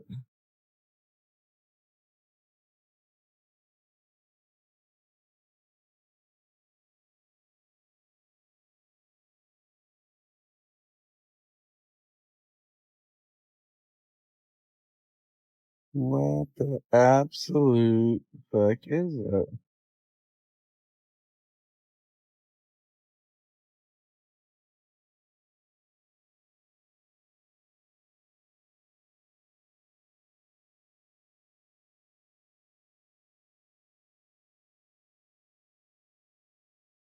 Starting to regret, but I stop at this rest stop. What the? And they say Bigfoot isn't real?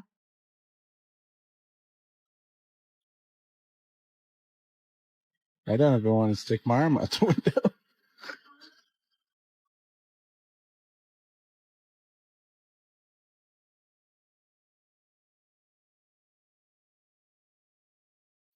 I can't believe. What the heck? Whatever it was, it did not sound happy.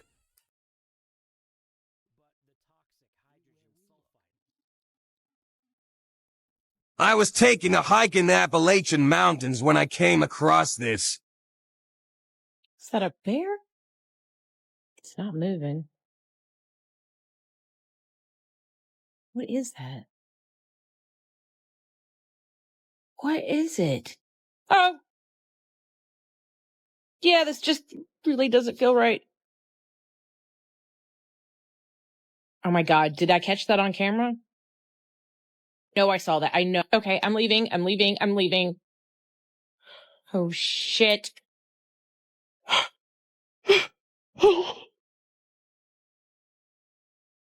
my god. I was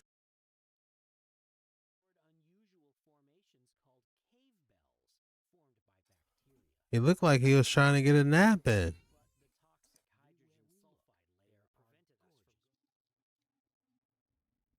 Misteriosos monos Oh, yeah. Animals that used to be considered cryptids, Part 3. As English explorers found their way further into Central Africa, they soon heard tales from local natives of what could only be described as a great Congo unicorn. These extremely elusive creatures were almost like spirits of the woods. But these were just stories told by natives, right? You'd think that, but as more English explorers found their way further into Central Africa, they quickly started believing these natives might be onto something. The first documented evidence of this elusive magical creature was made by Sir Henry Morton Stanley in his published works titled In Darkest Africa, where he recounted tales of this creature told to him and how you can catch one by digging a pit for it to fall into. Later, in October of 1900, the Belgian government of the Congo asked English explorer Sir Harry Johnston to help recover a group of kidnapped pygmies that were taken from their home in the Ituri forest. In payment for his success, he asked the Congo government for 2 skins from the elusive Congo unicorn, and they happened to have a couple, so they gave them to him. He sent them off to British labs back home, and sure enough, despite the bizarreness of a donkey-deer-zebra hybrid being real, they determined it was in fact a real creature, and that's how the world came to know of the okapi. Animals that used to be considered cryptids, Part 3. As English explorers found their way further... That was interesting. Facts about the ocean that are scarier than any horror movie. First up, I bet you didn't know that you can literally melt in the ocean. Because in the deep sea, there's something called hydrothermal vents that can reach up to 750 degrees Fahrenheit, which will allegedly cause your body to melt. But by then, you probably wouldn't even notice because all your bones would have likely been crushed by the pressure. The next fact is honestly even scarier to think about. You know how we have so many scary stories about sea creatures, like sirens, the Loch Ness Monster, or giant squids? Well, a lot of the creatures that used to be just a story are slowly being discovered as real. For example, the giant squid, which scientists found were not only real and over 59 feet in length, but are also cannibals. If that's not bad enough, here's more. Because the ocean is basically a giant graveyard. In 2014, researchers diving into an underwater cave in Mexico found the remains of a girl estimated to be 13,000 years old, meaning there's a high likelihood that if you go missing or drown that you would probably never be found. There's also 10 million viruses in every drop of seawater, meaning viruses in the ocean outnumber all of the stars in the Milky Way. The actual number is estimated to be 1 nonillion, which is a number I've never heard before, but here it is written out. That itself makes me never want to go swimming in the ocean again. Follow for more.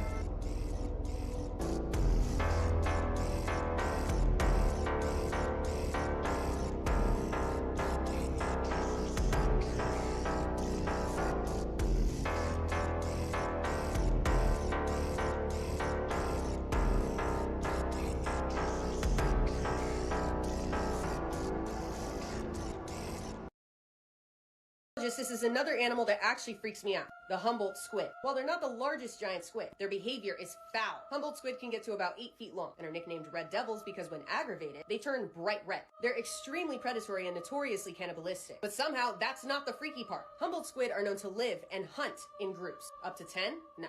Up to 100? No. In groups of over 1,000.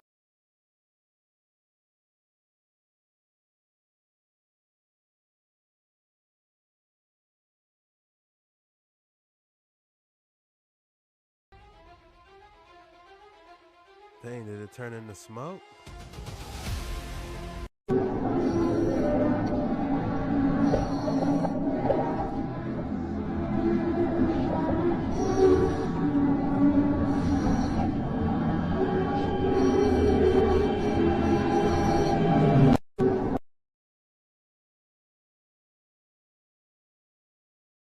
I don't know. I would have to see more of that footage to make my claim, but it definitely was interesting. Let's dive deeper.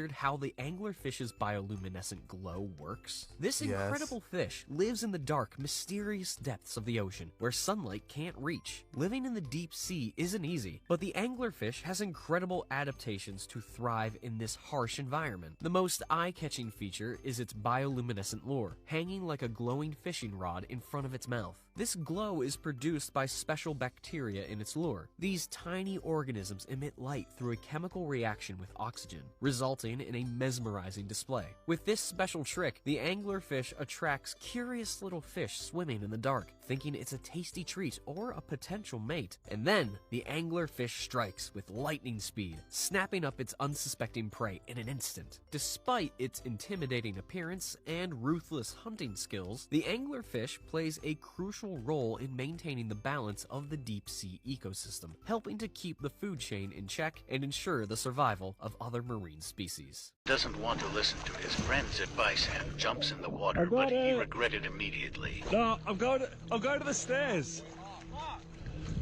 I hope you guys got your life vest, you got your oxygen tanks full, get your jet ski fuel, and let's load up and let's get after it. Let's go.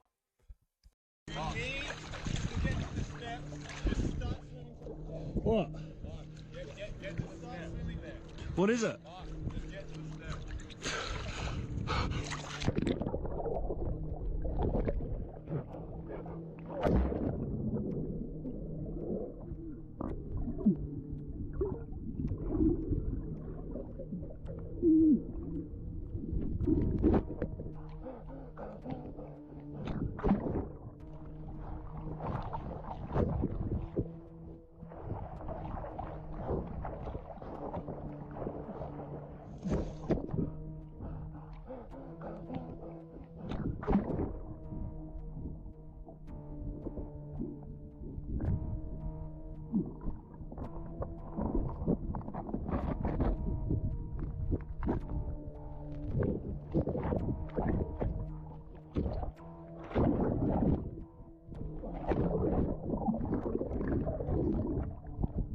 He's playing. I would have been getting out of there. Well,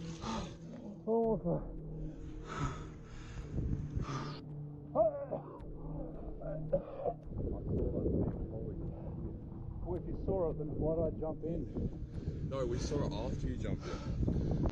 Man doesn't want to listen to his friends' advice and jumps in the water, but he regretted.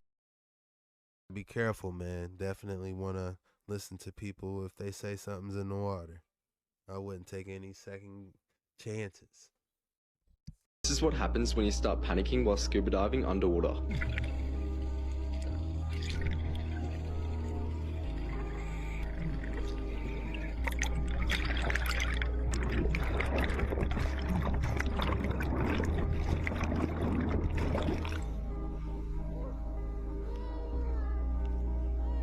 This could have gone so much worse if no one was around to save her, but she thankfully did survive with just a scare with death.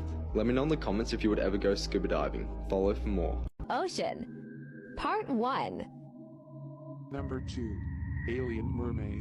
The alien-looking mermaid was caught 3,000 feet deep, off the coast of Greenland. The film was first published by a team from Animal Planet. The creature seen in this video looks like some sort of alien mermaid that hit the submarine window and dashed off at a very fast speed.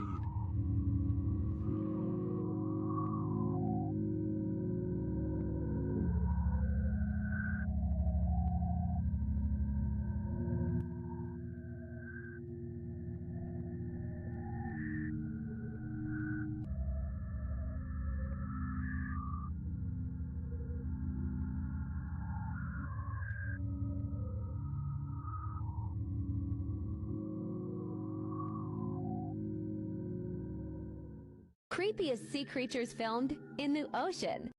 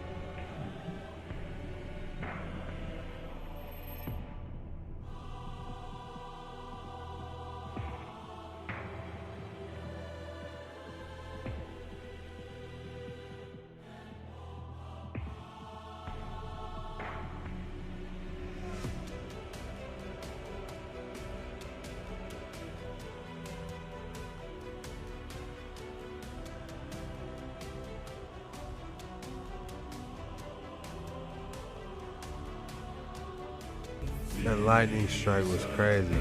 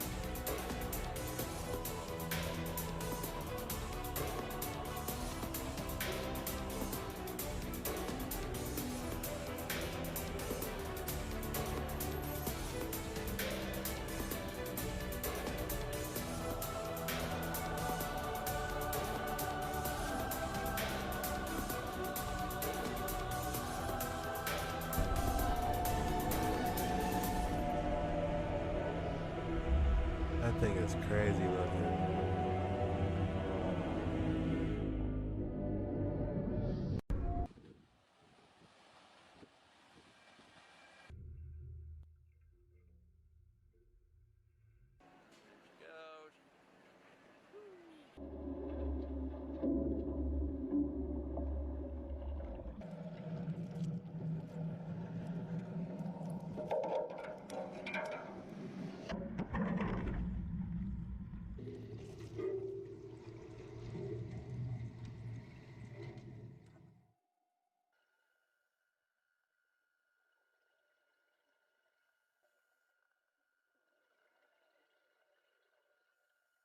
Remarkable vessel allows you to effortlessly explore underwater without the need for diving suits, enabling you to retrieve artifacts and treasures. It's called the Diving Bell Ship, which delivers oxygen underwater while creating a vacuum around it by pumping out the surrounding water. Primarily used for salvage and cargo containers and anchors from sunken ships, the Diving Bell Ship resembles a cannon barrel, serving as a means to establish an oxygen-filled space underwater. When activated, it attaches to the seabed, and a compressor blows air into the diving bell, expelling the remaining water through pressure. Before entering the diving bell, the crew must adapt to the high-pressure environment in a pressurized chamber. Once acclimated, they can descend directly into the diving bell through a staircase. Inside, a variety of sunken objects can be observed on the riverbed, and if the items are too heavy, a crane can be used to lift them directly. Despite its futuristic appearance, this vessel was actually built as early as 1973, boasting a history of 50 years. It primarily operates in Europe's busiest waterways, salvaging valuable items from accidents in the Rhine River. Another peculiar vessel, the Flip Ship, was constructed in 1962. It sometimes resembles a fishing float and other times a thermometer. Its purpose is akin to taking the Earth's temperature, as it is inserted upside down into the ocean during operations. So, do you know what these ships are used for? This remarkable vessel allows you to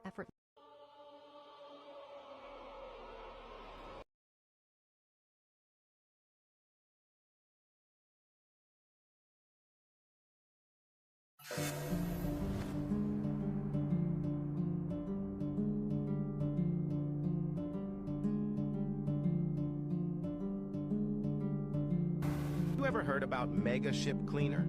Beneath the dark, oil-slicked waters of busy harbors lies one of the most hazardous jobs in the maritime industry, cleaning the hulls of massive cargo ships and oil tankers. Weighing up to 200,000 tons, these floating giants are plagued by slimy barnacles, wriggling worms, and other clingy organisms that latch onto their hulls during voyages. This biological fouling can add over 1,000 extra tons of weight, increasing fuel costs by up to 40% and racking up expenses of over $1 billion for the shipping industry. To combat these stealthy stowaways, a brave team of commercial divers plunge into the murky depths, armed with scrapers, hoses, and state-of-the-art cleaning robots. Working up to 6-hour shifts in cramped, icy conditions beneath the looming hulls, divers risk getting crushed if the tide suddenly changes and the ship slumps. It's lonely, dangerous work with no quick way to reach the surface. But these underwater hull cleaners take on the job to keep the multi-billion-dollar maritime industry afloat. The cleaning process itself poses environmental hazards as well, releasing large amounts of copper, zinc, and other harmful compounds into the water during scrubbing. Some modern techniques now use robotic drones to vacuum fouling organisms without damaging ship coatings or polluting the harbors. When diving beyond normal depths, saturation divers live in pressurized chambers for up to 28 days, breathing helium oxygen, mixtures, and working 6 shifts before returning to the chamber. Remotely operated underwater vehicles, ROVs, controlled from the surface, are also used to avoid human errors and fatalities. This dangerous but essential job requires advanced training and understanding of the marine environment. Through stringent preparation, innovative technologies, and sheer bravery, these underwater hull cleaners take on a scary but vital job to maintain the ships that keep global commerce sailing. Have you ever... Guys, I think I just found my dream job. That is me, guys. That looks like so much fun. I wonder what the pay is. Would you guys be interested in doing something like that? You know, that is definitely very cool.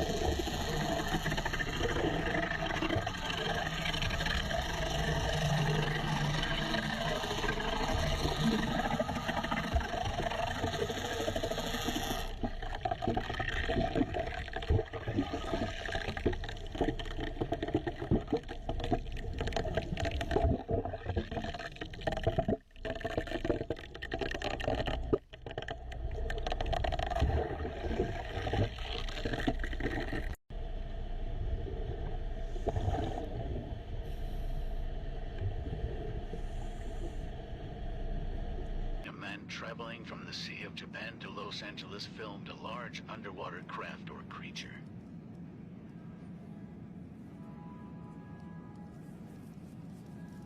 The mysterious object kept up with the speed of the aircraft, eventually surpassing it.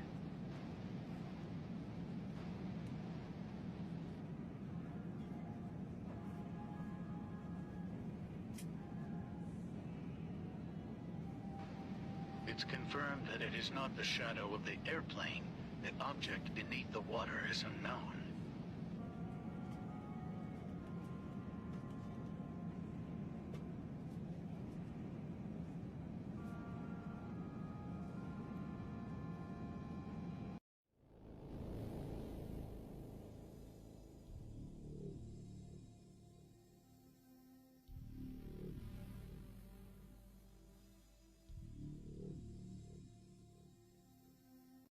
They just found what under the water? Nah, this is flipping mental. This guy right here is Jake Kohler, a famous YouTuber and scuba diver. Very experienced and for years has been exploring the underwater worlds as a treasure hunter. Whilst exploring the depths of Lake Guntersville in Alabama, he made a shocking discovery. He saw something at the bottom of the lake which he originally thought was just a shipwreck. This is what he found. A flipping UFO at the bottom of the lake. Oh, not something that just looks like a UFO, an actual UFO. Look at it. Kohler contacted the authorities and they have been swarming to the place ever since with scientists and investigators, and the news has gone global. Paddy have published a full article, so go check it out, link in bio. I'm sorry, they just found what under the water? Вот она, милая. Каждую пятницу ошибается мысль. Давай, давай, вали отсюда! Вот она, милая. A team in Northern Europe doing seabed analysis detected an underwater anomaly. Is this one of the infamous underwater submerged objects? Basically, a UFO under the water.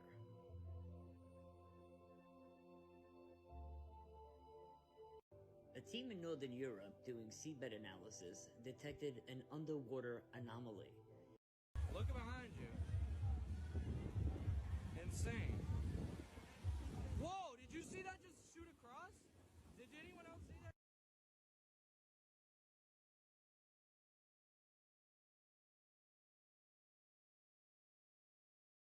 Man, we've been seeing that line a lot. Look behind you. Like a bus departing this sector. Whoa, did you see that just shoot across? Did anyone? Look behind you. Insane. Whoa, did you see that just shoot across? Did anyone else see that?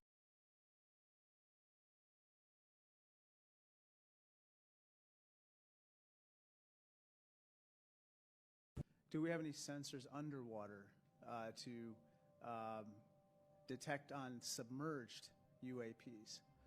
Anything that is in the ocean or in the seas? So I think that would be more appropriately addressed in closed session. So. That's not the greatest video footage of a USO ever, but I do think it is the first concrete video footage we have. They said closed sessions. It was filmed in the Gulf of Mexico, and I want to say 5,600, maybe a little bit more than 5,600 feet deep. Also at 5,600 feet, you're dealing with a lot of pressure. So to waterproof something like this and keep it in the tight little packing shell it's in is essentially impossible. It's really out of the bounds of what I think we have technology of making right now. They are literally everywhere. 4,300 plus videos a day.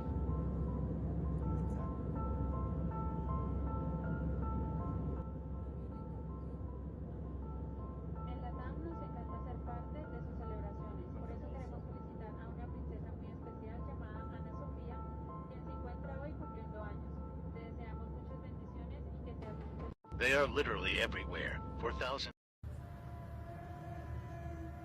Look, nothing in the sky. 14 of them. Then all of a sudden, bam!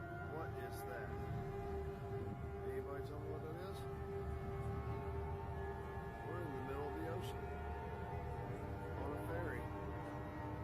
Nothing around. Look. Nothing around. No land, no nothing.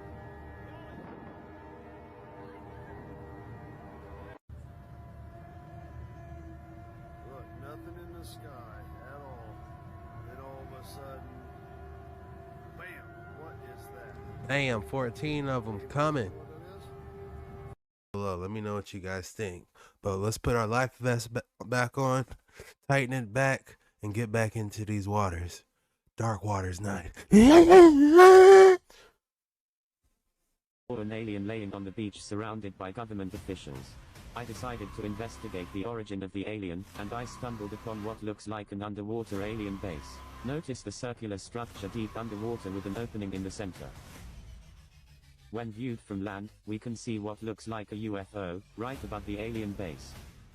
When we take a closer look at the underwater alien base, we can see that there is a 27-foot opening in the center. Is this where the UFOs go to hide from us? How many more hidden alien bases are there around the world? They are everywhere. Which read, the U.S. Navy holds unseen videos of unidentified flying objects, UFOs, but will not release the footage publicly because it would harm national security. The release of this information will harm national security as it may provide adversaries vulnerable information regarding Department of Defense, Navy operations, vulnerabilities, and or capabilities. Now that's from Gregory Carson, the Deputy Director of the Navy's FOIA office, and he wrote this in a response letter to the Black Vault. They were asking for more footage, more proof, and the Navy was like, you got enough. We're not telling you no more. Gregory continued, no portions of the videos can be segregated for release. So basically there was this huge underwater sighting, only the Navy could see it because the Navy are underwater. And well, luckily one fan, one guy who watches our show, well, he had footage that he had taken himself, or at least his girlfriend. His name is Real Super Sauce. I know, it doesn't sound real, but come on, it's a handle. Now he was with his girlfriend at Las Tunas Beach, that's out in Malibu, and all of a sudden they spotted something in the water and it was super illuminated. What else could it be? Take another look. I already said it was aliens, bro. Like, that bitch got closer. Having watched a million UFO shows over the years, well, I've actually heard that these flying saucers, they love going underwater and checking in on submarine activity. That's right. They go from air to water like it's nothing. And, well, they might even have underwater bases. Who knows? I mean, it's a good place to land and have a catnap undetected. Now, the U.S. Navy, they're said to have more eyewitness accounts of UFOs coming up close and personal with ships than that have actually happened in the sky. So that video right there, it shows you that something's going on below the ocean. What do you think? Do you think it's for real? Do you think this guy made this up? How could he? Anyways, let me know your thoughts in the comments down below. I can't wait till we start talking to aliens. It's coming. I might turn this into an alien channel, and then I'll interview them. That'll be great. See you guys in another video. Oh, wouldn't that be huge? To do the first interview with an alien. You might not live, but man, who needs Elvis? Who needs Drake? I want to talk to the first alien. For real. Here's some more video footage captured by fishermen of a UFO over the ocean. This UFO actually goes into the water. There's plenty reports that say that UFOs are not only coming from space, but are actually underwater as well.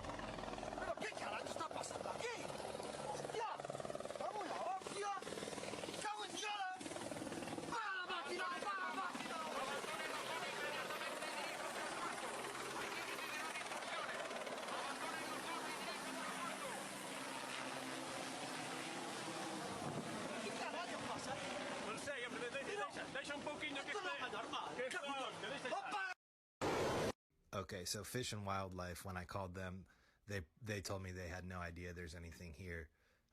You can see these things on Google Earth.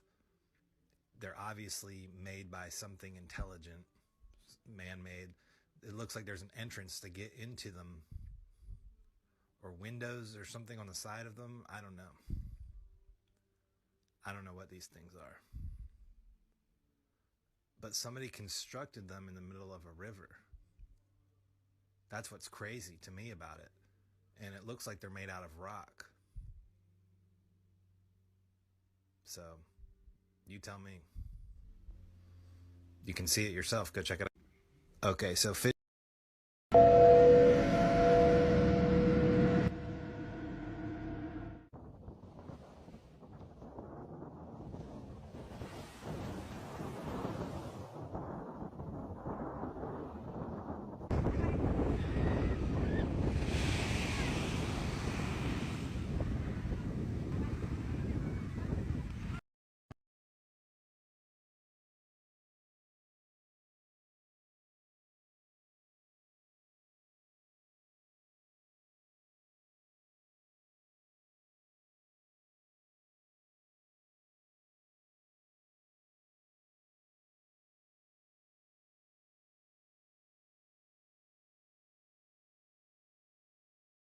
Man, that looked weird.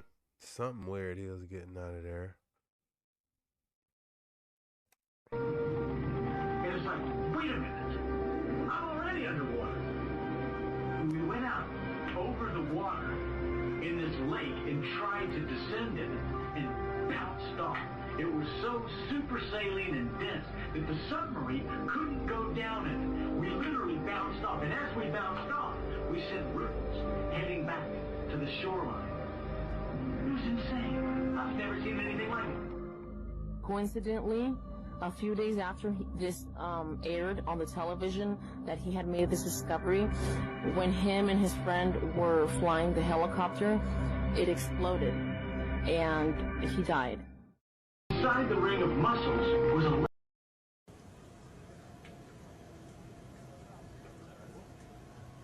took off, spoke in.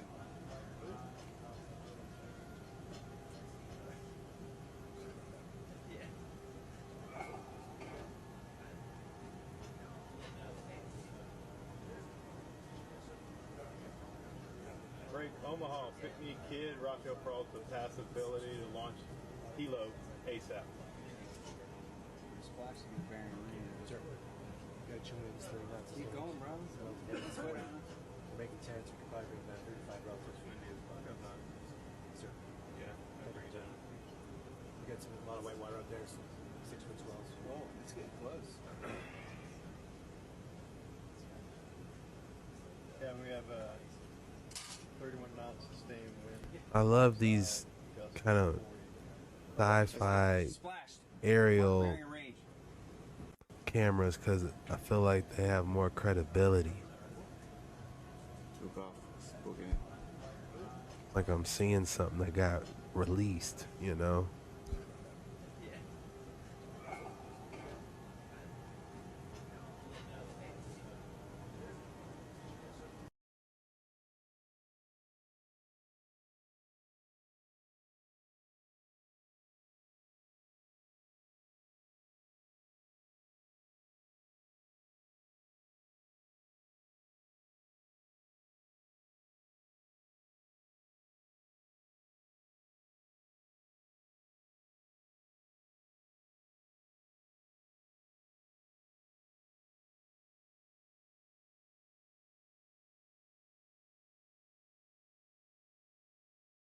Actually a true story. There was some type of creature washed up in South Africa. These guys went over there doing an exploration. I'm gonna show this little clip. Whatever it was hit their vehicle while they was underwater.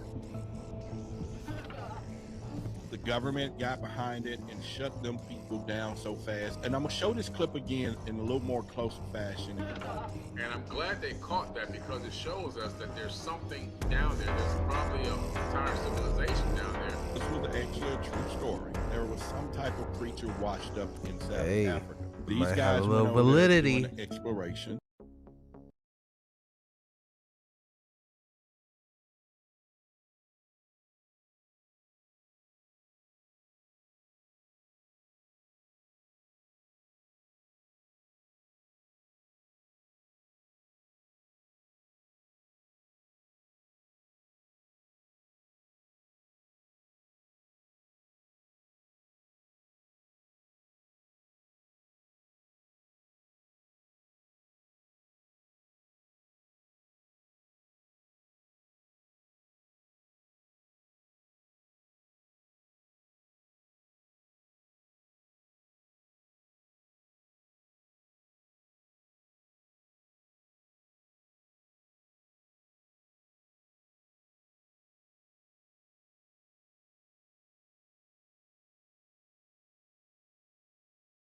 Twitter.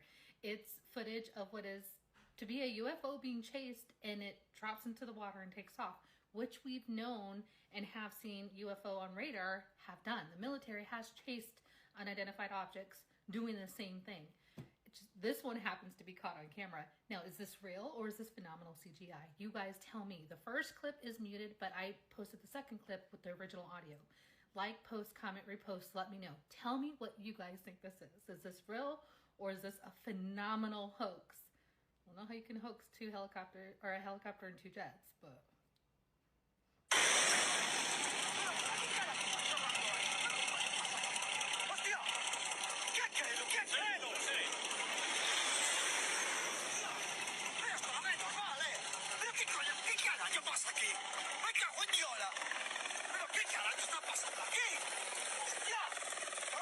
The helicopter was in pursuit.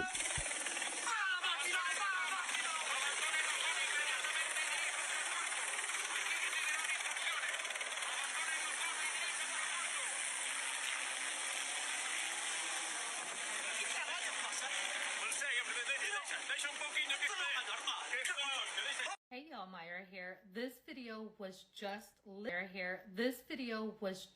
literally released on Twitter. It's footage of what is... Hey y'all, Myra here. You're watching Into the Unexplained. Deep beneath the ocean surface, a mysterious encounter has lasted. You're watching Into the Unexplained. deep beneath the ocean surface, a mysterious encounter has left scientists puzzled for nearly 2 decades. In 2002, a camera captured a jewel squid, flashing its vibrant colors trailed by an unidentified fast-moving object. The astonishing footage, taken off the coast of Japan on May 3rd, showcases the squid's unique shape, organ, and colors, emitting mesmerizing silver hues. But the real enigma lies in the elusive object darting behind the creature. As the scientific team is watching the squid, a chance encounter captures the unidentified object on camera. Its sudden appearance and rapid speed have left experts baffled and searching for answers. Despite extensive research and analysis, scientists have yet to determine the nature of this mysterious object. Various theories have emerged, including the possibility of a rare deep-sea creature or an unknown mechanical device. Watch for yourself. What do you think?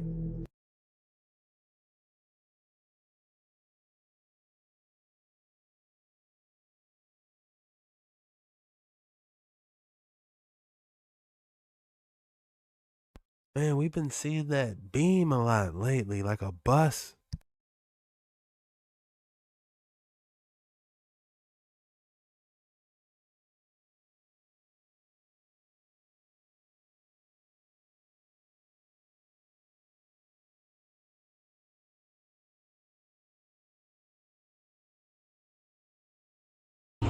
Yeah, you done it. You done it. You want? You're watching. Yeah, you done it. You done it. You want a UFO? Go ahead. Go. Fucking UFO! That's. Yeah, you done it. You done it. You want a UFO? Go ahead. Go. Fucking UFO!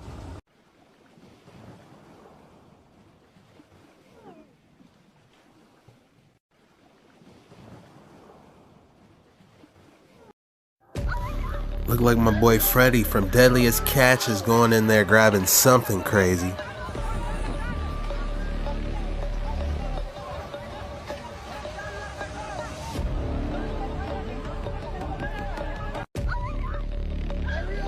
In a leaked video that emerged on the internet, an alleged encounter between a man and an extraterrestrial being took place at an undisclosed location within a secret base in the United States.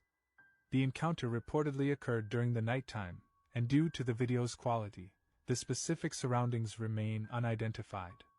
It is believed that this encounter took place in 2017, although no official confirmation from the government has been provided. The video begins with a man standing a short distance away from what appears to be an extraterrestrial being, commonly referred to as a Grey. Both individuals face each other and maintain eye contact for several moments. The extraterrestrial's physical features resemble typical depictions of Greys: a hairless, pale grayish skin tone, large dark eyes, and a slight frame. The man remains calm throughout the encounter, showing no signs of distress or fear. Their interaction appears to be nonverbal, as no audible communication is captured in the leaked video.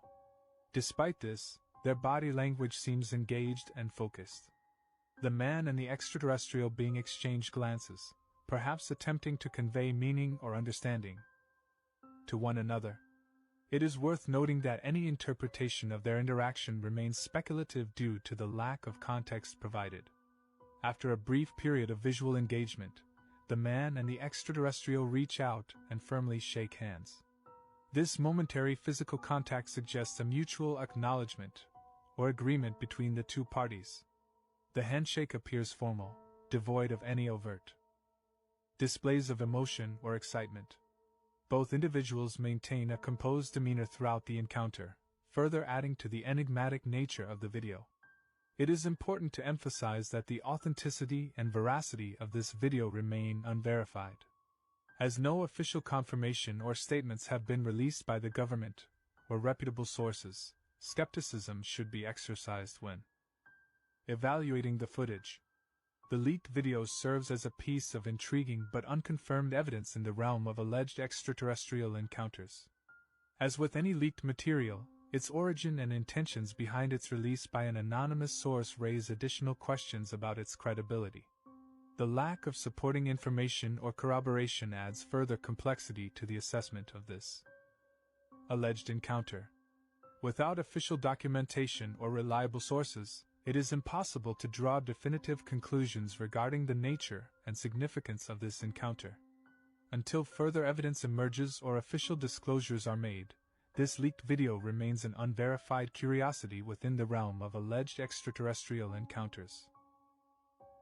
In a leaked video that emerged,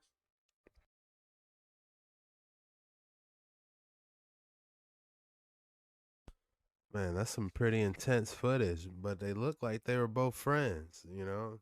I hope that's the case if something does pop off. Well, let's get back into these waters. You know, I know this is a long one, but, you know, I love this stuff, man. Be sure to hit that like and subscribe if you in here riding with me. Now, let's go. Here's another interesting Google Earth find. Go to Greece.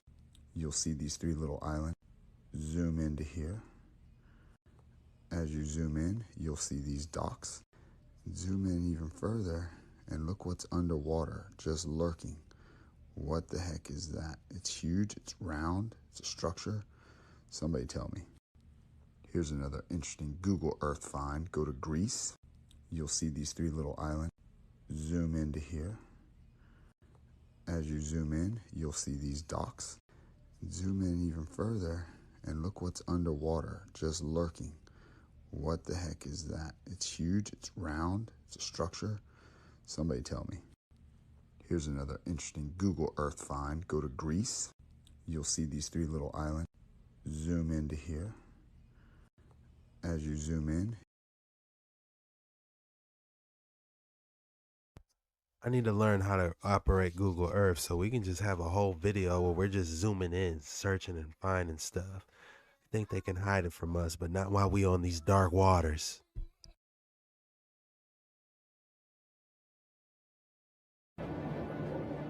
Seven Russian divers are at a depth of 50 meters, when suddenly the frogmen realize they are being watched.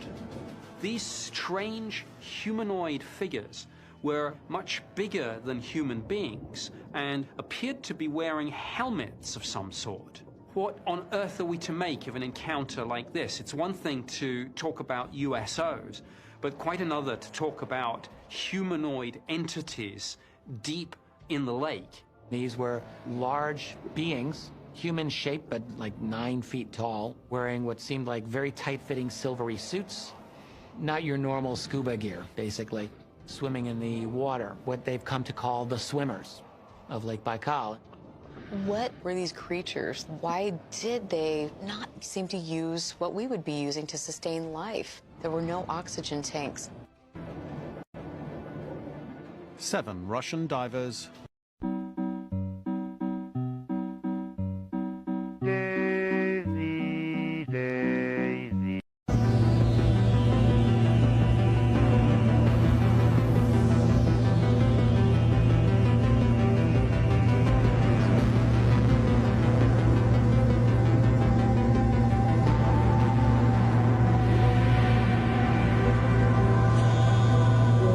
Oh yeah, that was a good one.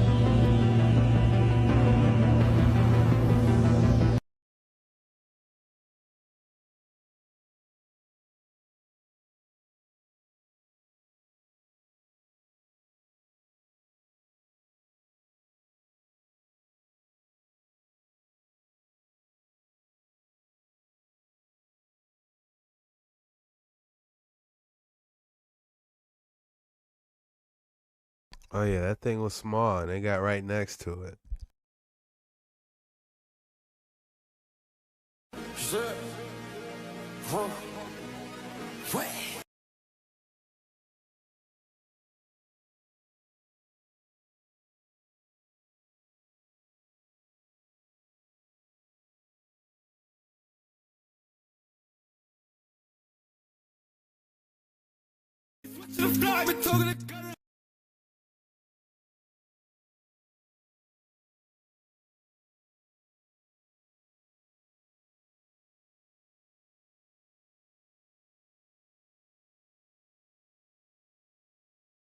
A huge monster begins to emerge from the ocean in Portland, Maine. Early November 17, 2021 morning, a huge monster begins to emerge from the ocean in Portland, Maine. Early November 17, 2021 morning.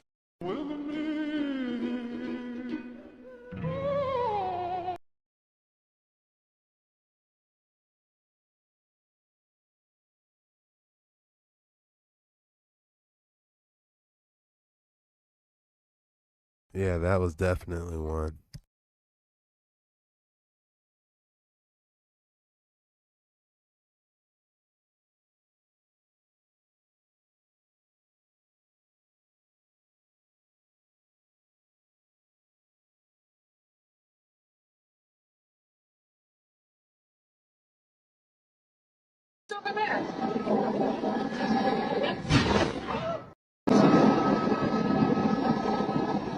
World Trade Center. That's the same thing.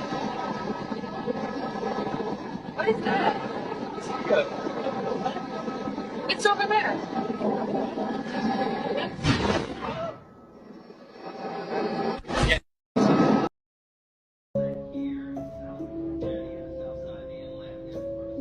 No, I'm not going crazy. Watch. Again. You see that?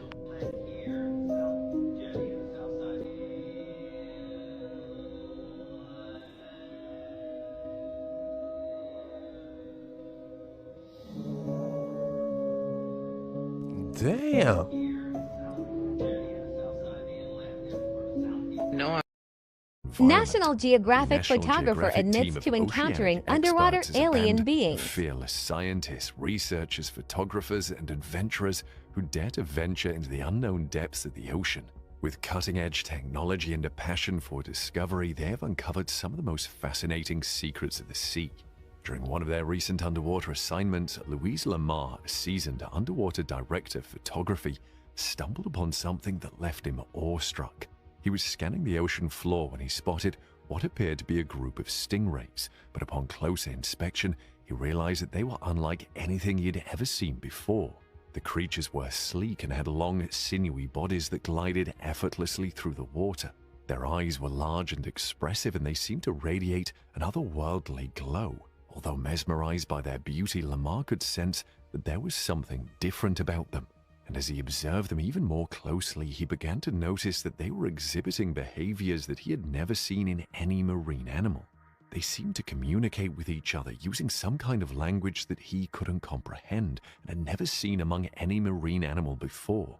In addition to this, they moved with exceptional fluidity, one that defied the laws of physics.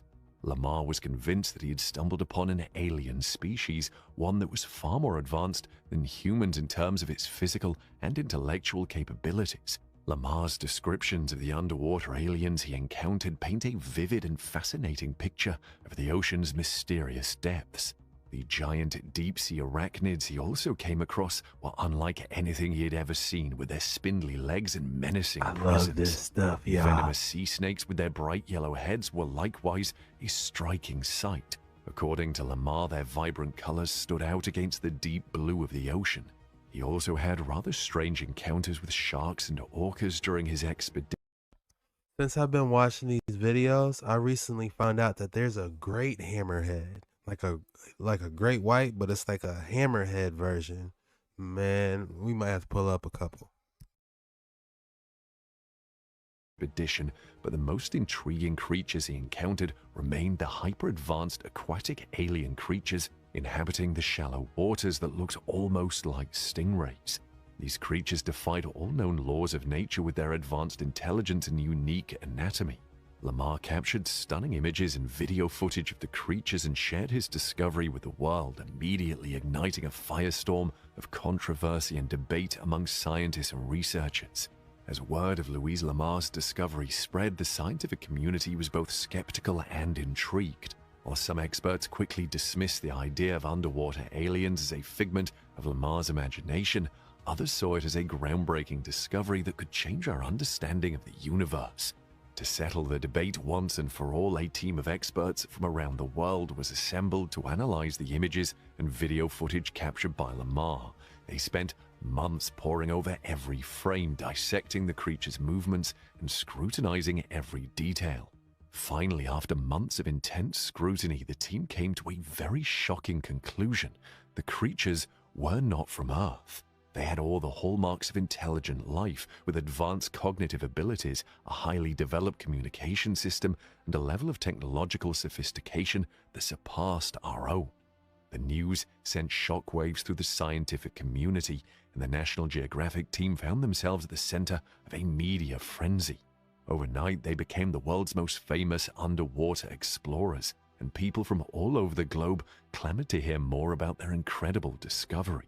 But the team knew that the discovery of these underwater aliens was just the beginning, and that there was still so much more to learn about the ocean and its secrets.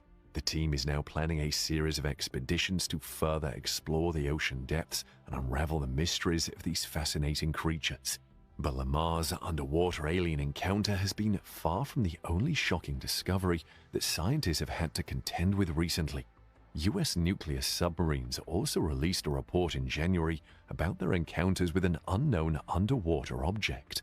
Their report has likewise been raising concerns throughout the scientific and military communities. The encounters were so peculiar that they were likened to the underwater counterparts of UFOs, which are now commonly referred to as USOs, or underwater submerged objects. And these mysterious encounters were not only limited to one area. They have now been reported in different parts of the world, including the Arctic and the Baltic Seas. One of the most intriguing encounters described in the report involved an attack on a US submarine patrolling the North Atlantic. The submarine's advanced sonar system detected an object moving at an incredibly high speed in the water.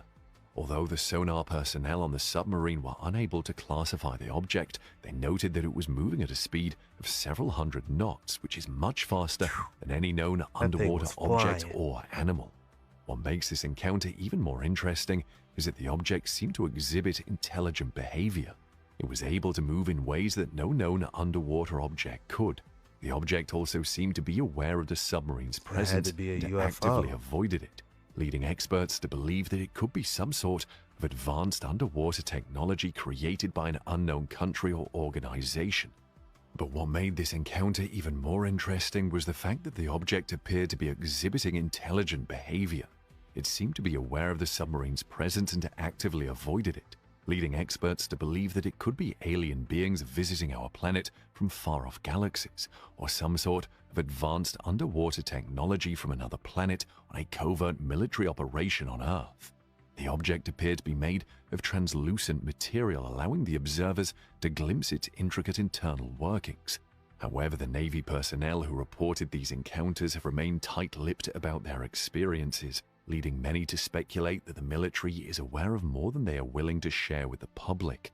But some conspiracy theorists have even gone as far as to suggest the US government is actively covering up these encounters to prevent public panic. And as more reports of USO encounters continue to emerge, some experts are beginning to worry about the potential threat these objects could pose to global security. If these objects are indeed the product of extraterrestrial beings experimenting with advanced underwater technology, then it could signal a new era of underwater espionage and military conflict. Some others have even suggested that these objects could be part of a global surveillance system designed to monitor underwater activities. But aside from marine biologists in the US Navy, NASA has likewise been uncovering pretty scary and unknown discoveries about the depths of our planet's oceans. The space agency has recently expanded its exploration to include the deep ocean. This new venture has led to some incredible discoveries of bizarre and fascinating creatures that have never been seen before. According to a report from NASA, the creatures that live in the dark and eerie depths of our planet's oceans are as strange as they can get, with tentacles, fins, and appendages that seem to defy the very laws of nature. But before we can come around to these creatures, the NASA team, during one of their recent deep-sea expeditions, stumbled upon an area of giant underwater volcanoes. These underwater mountains spew lava and create new landforms on the ocean floor. These volcanoes have created otherworldly landscapes that are filled with hidden caves and tunnels, where the most highly mysterious underwater creatures lurk in the shadows. The geological formations in the deep ocean are like something out of a dream, with towering underwater cliffs, canyons, and even underwater waterfalls. During the expedition, the team used state-of-the-art technology to explore the uncharted depths of the ocean and the... Want a lawn that looks like this? National Geographic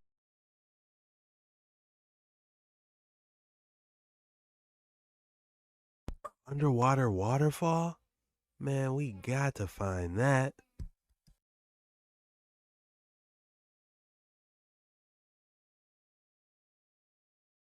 They got an underwater waterfall?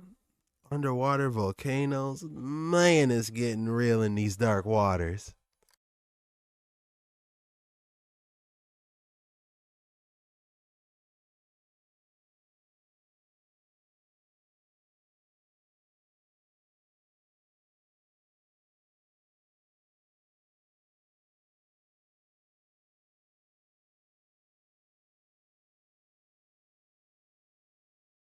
Hey y'all, Myra here. So really quick, shout out to Zamaya for sending this to my attention. Y'all, this is groundbreaking. This is an extremely long video, but I highly recommend watching it all the way to the end. So this footage was captured off the north coast of Aguadilla in Puerto Rico. A couple of fishermen came up to some sort of glowing object. That's too big and started recording. That's too big and bright to be instantly you want to somebody. think maybe it's bioluminescence, or maybe it's divers. When you have a glow that strong, that powerful, you would assume you would see rigging, maybe a documentary crew, something. You see nothing. You just see the glow. Then they continue to follow it, and you see what they found. It looks like they captured an alien outside of the USO. Tell me what you think. Is this a real alien swimming in the ocean near its rig? Like, post, comment, repost, let me know. Mira, mira, mira, prendí y apagó. Y una boya allí.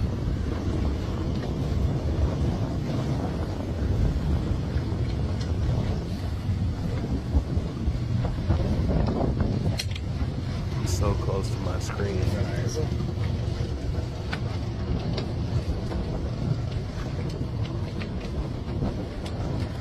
Put your camera in the water, please.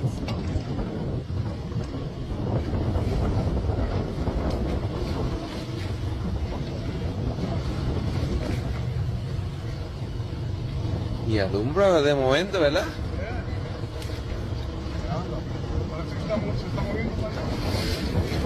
Submarino.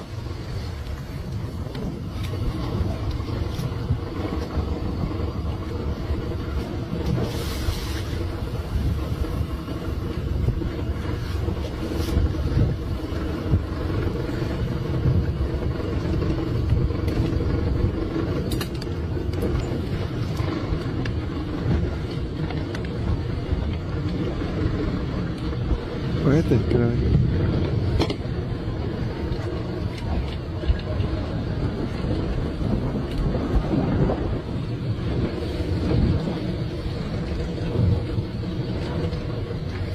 No acercarme mucho. Yeah, no, güey.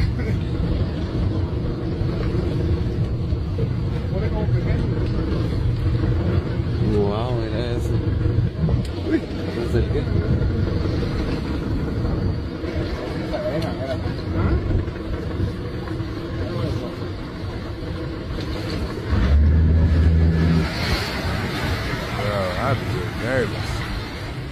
Mira la boya. El puente está a mano izquierda, a mano izquierda. Mira eso, mira eso, mira. Mira, mira, Harry, mira eso. ¿Hay algo ahí? Damn, you can see some type of tentacles. Mira algo ahí. Míralo. Yo no sé qué carajo es eso, dale para atrás. Si no quieres saber. Dale. Dale. Dale. Dale. Quiero saber. No quiero saber, dale. Dale. Es un ovni. No. Dale. Mira ahí. Sí, eso es eso.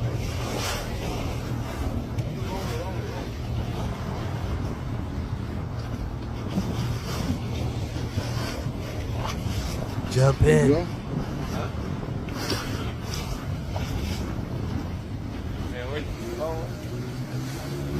Wow. Hey y'all, Myra here. So really quick, shout out to Zamaya for sending this. I think that was the best one so far, man. It just was like, it couldn't be like a submarine or something because you see how bright that light was. And I kind of saw like a tentacle moving at some point, but Man, that was a good one. I love that. I just wish they had like an underwater camera or something so we could see what was under it, man. Dang.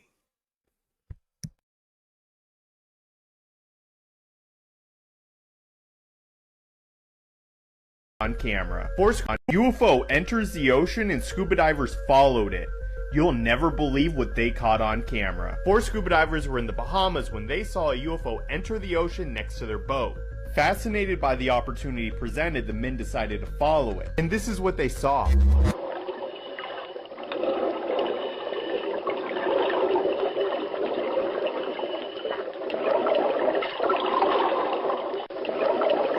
This is fantastic footage and a fantastic story, but there are some red flags. The witness statements were sketched. They only described the events leading up to the UFO entering the ocean and not them actually swimming near it. I also wasn't able to find any police records of the incident, which is weird because you would think that they would have reported this to the authorities. UFO enters the ocean and scuba divers followed it. You'll never believe what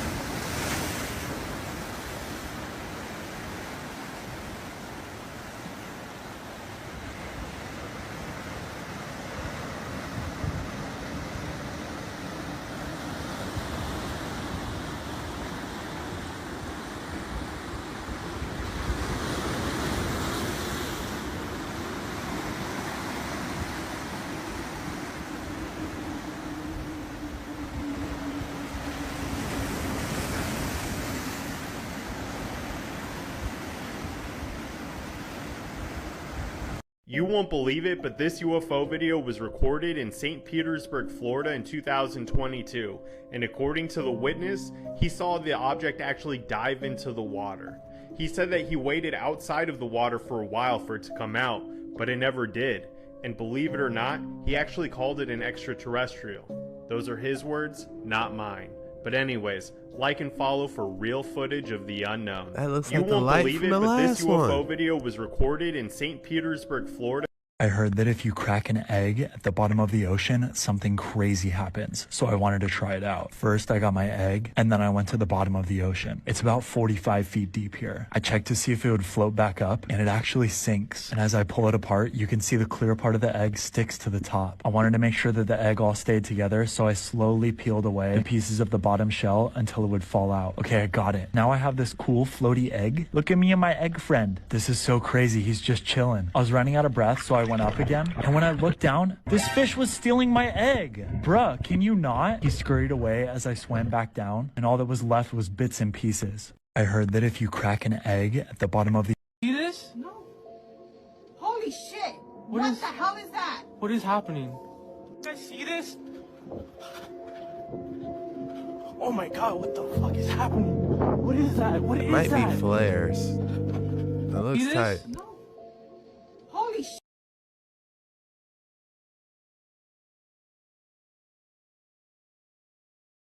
Have you ever seen this creature before?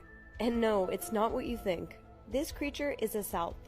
Salps are actually animals that are found in these deep, open ocean environments known as gelatinous tunicates. They move their bodies through jet propulsion, and this is also how they feed, by filtering out the water that passes through them. Although they look like deep ocean aliens, they are close marine ancestors of fish and other invertebrates, and they even have a heart and gills. Have you ever seen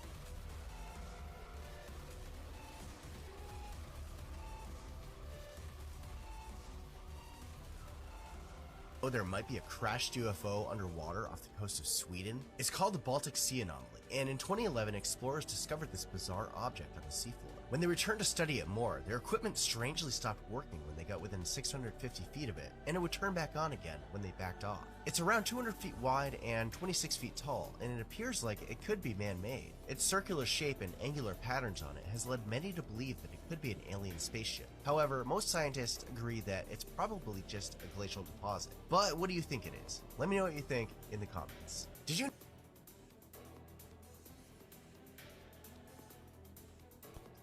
The Baltic Sea Anomaly. That is interesting. It does kind of resemble the Falcon. I do want to dive a little bit deeper. Do we have anyone speaking on this? This is interesting. We got to see what's in these Deep Waters 9.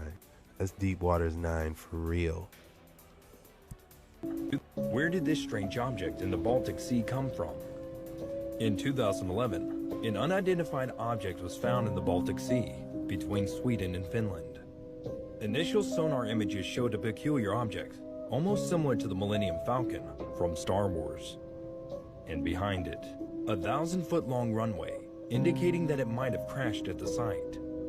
However, when the Ocean X team decided to explore further and take some high-quality images of what was on the seabed, their photographic equipment failed on them. Furthermore, the object, now known as the Baltic Sea Anomaly, was discovered to be emitting a mysterious electrical signal that jammed the sonar and drained the battery in their satellite phones. Till this day, scientists have no idea what the object is, or where did this strange object in the Baltic Sea come from. We need to send a team and go back down there and figure out what's going on. This isn't over. Oh, that was a wild one, man. That was extremely interesting. I love stuff like that, man. I could watch stuff like that all day. That like and subscribe button. We're going to dive a little bit deeper, see what else we can find.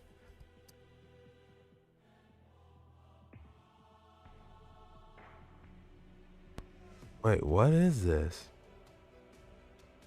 This was on the moon too?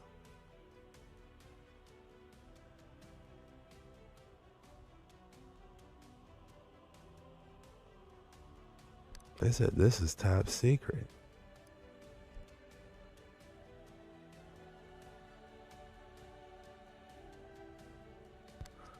This is on the moon. What?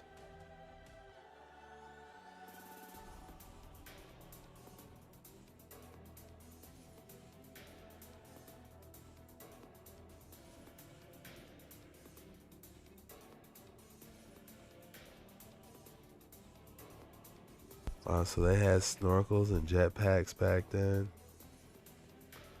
Wow.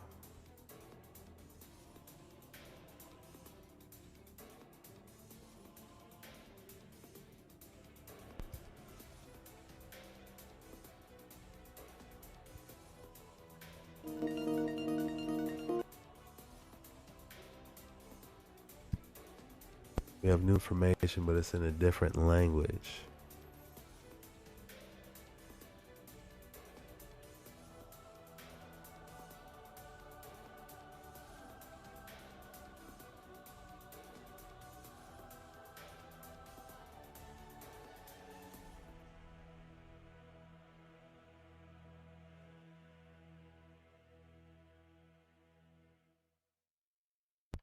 Damn, did somebody find that? Is that like a gear from it?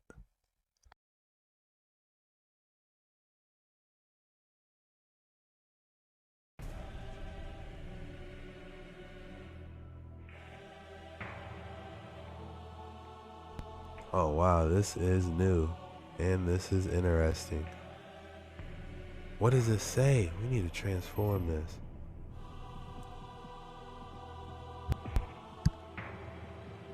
Strange objects found at the bottom of the ocean, the Baltic Sea Anomaly, discovered in 2012 by the Swedish-based Ocean X team in the Gulf of Bothnia. This large object has some unusual features detected by the Ocean X sonar, which resemble ramps, stairways and other structures not produced by nature, that led tabloid newspapers to suggest that perhaps the object was a sunken UFO. However, stone samples recovered at the site indicate it is made of granite and sandstone, and experts believe it is a natural geological formation. Strange objects found at the bottom of the ocean, the Baltic Sea. Damn, it looked like something crazy was coming out of that water. I know a guy, he's a treasure hunter by trade. Very cool old guy, Australian guy, lived in Perth. For years, he's like, I know where this certain Spanish ship went down. Long story short, he finds it, right? Digs up one single gold coin, and he's like, it's here, I know it's here. He's a big spear fisherman, adventure guy. Goes, spends tens of thousands of dollars. He's not a rich man. Spends tens of thousands of dollars, gets all this excavator equipment, goes to this very remote area of northwestern Australia, pulls up something like $10 million worth of treasure, takes it home, legally declares it all, tells the government, gets all confiscated. They give him 3 or 4 pieces. Here's this guy who would have retired, been a wealthy man, you know, had his whole life taken care of because of this thing he was obsessed with and then found, and then got the tools on his own dime to go and get it, declares it, and has it confiscated. Dude. Wow, that is nuts. I know I would be heated. What's going on, y'all? We got another banger for you. If you haven't already, hit that like and subscribe button. We are going to get deep into the waters to see what we can find underwater. Let's go.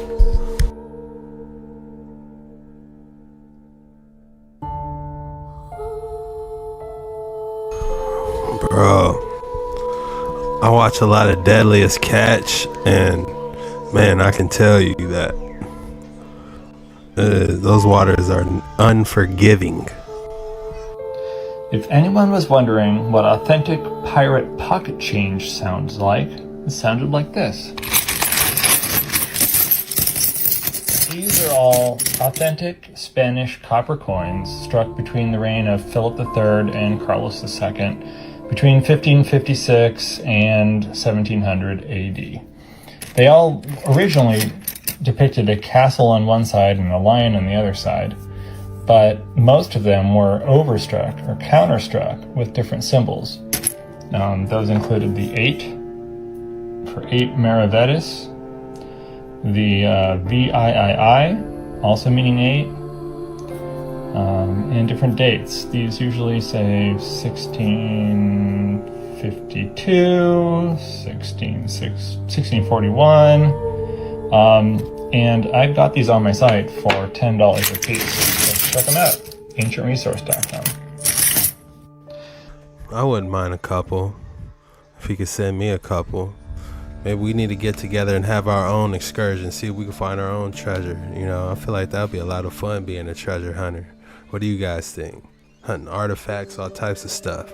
Let's do it.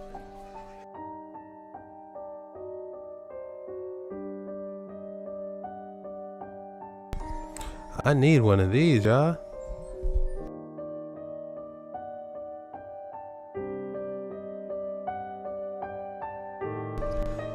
That is slick.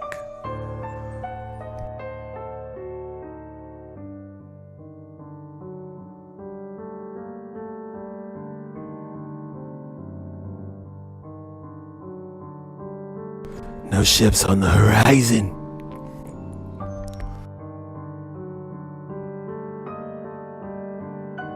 You know, we're in those deep waters. That'll come in perfect, y'all. What do y'all think?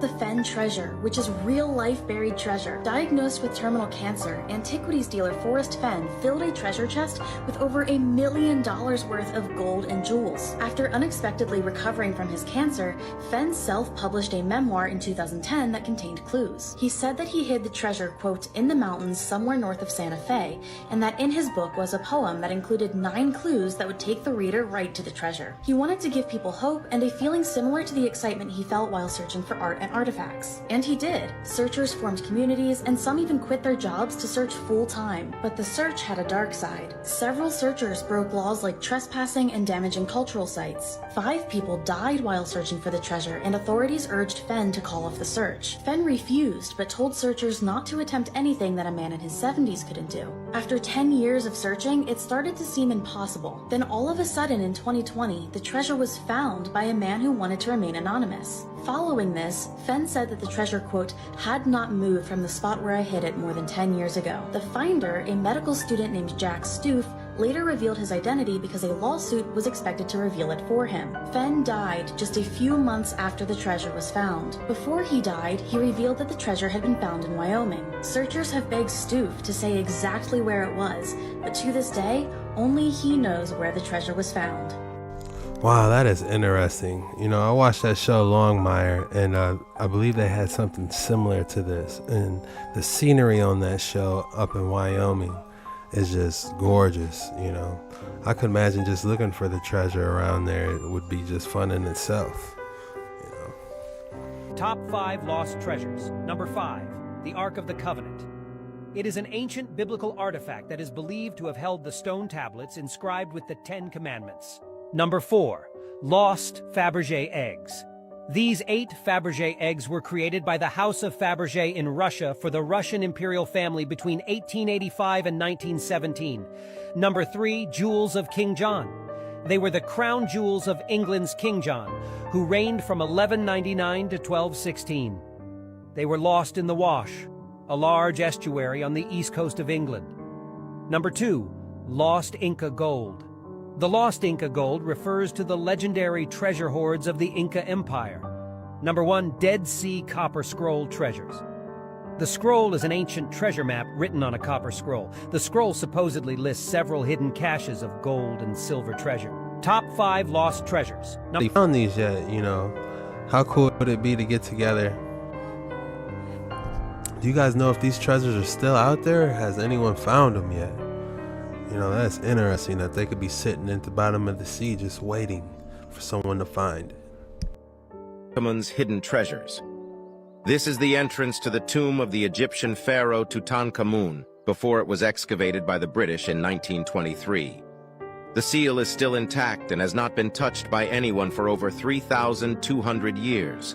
More than 58 artifacts were buried in the young king's tomb, including 3 extremely noteworthy artifacts. And the last artifact raises a big question about the understanding of ancient Egyptians. The first artifact is the king's chariot. The burial of a chariot with the king is very unusual. Some theories suggest that Tutankhamun may have died from falling off this chariot, so it was buried with him. The second artifact is a statue of the god Anubis. According to ancient records, this is the god who oversees mummification and guides the souls of kings to the afterlife. Finally, the controversial artifact is an iron dagger. After many years of research, it was concluded that the material used to make this dagger did not come from Earth. It originated from outer space, also known as meteoric iron.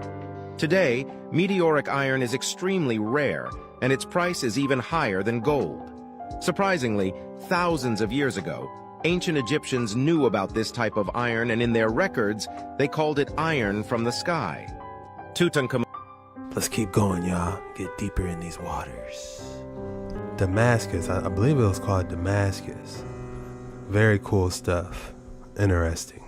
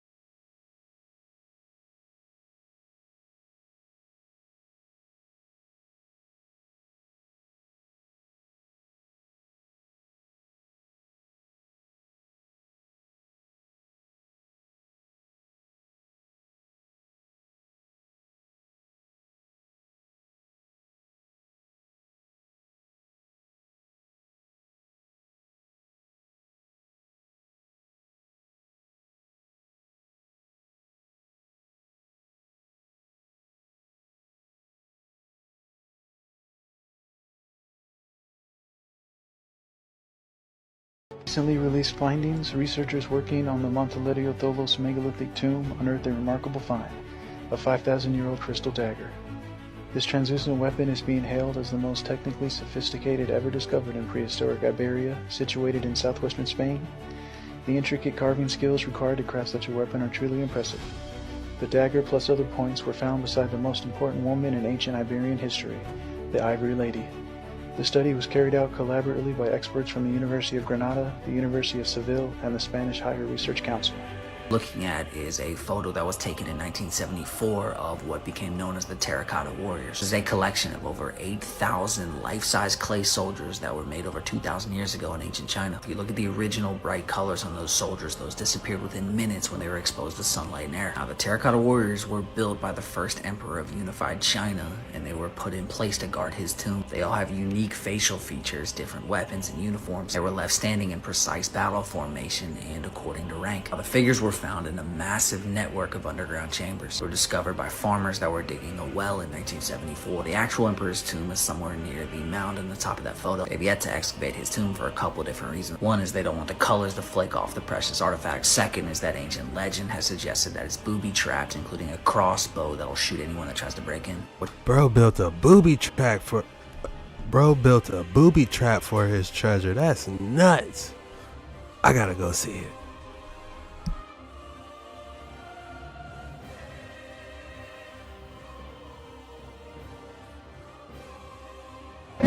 So this is where the obelisk used to be that was taken to the Palace de la Concorde in France. You can see the other obelisk here. But what a lot of people don't realize is look behind this seated statue. Compare it with the back of this seated statue. This appears to be an obelisk that hasn't been separated from the statue yet. Unbelievable ancient artifacts found on the ocean floor. Here we go. The kingdom of Cleopatra was lost for over 1,600 years until it was found in Alexandria, Egypt, underwater. In 1988, marine archaeologists started excavating underwater to find unbelievable amounts of ancient artifacts. Some of the discoveries included foundations of a palace, statues, shipwrecks, and numerous other unbelievable artifacts. Besides finding a goddess and a sphinx, they also found the son of Cleopatra as a statue and the lover of Julius Caesar. So far to date, archaeologists have found over 20,000 unbelievable artifacts under the ocean.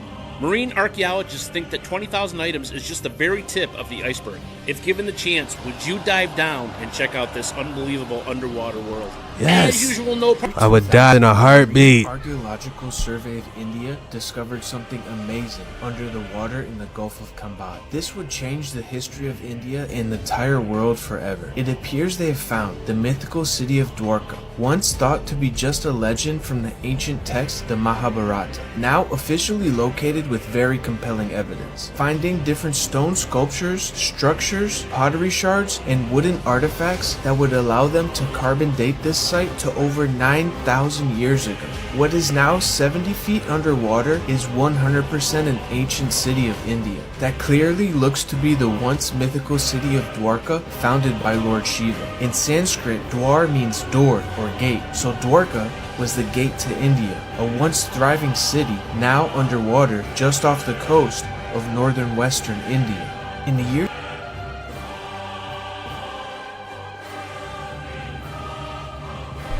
That underwater city is crazy. I bet you there's a portal or something under there that connects it from two different points. Cannot be explained. Number 1, a 3400-year-old city known as Eriki Inc.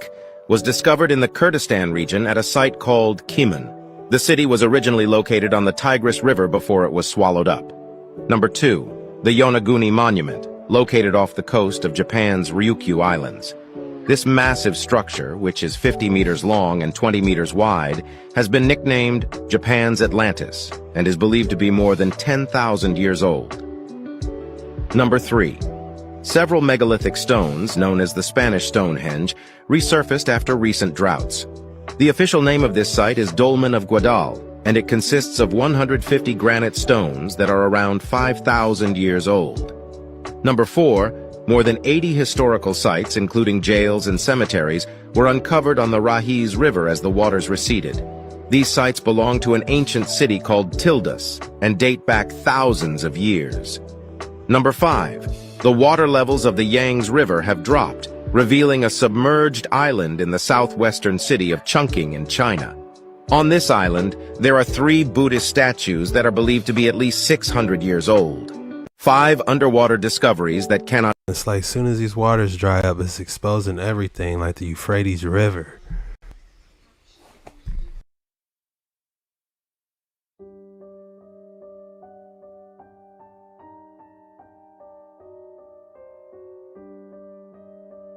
It says Jesus statue found at the bottom of the ocean.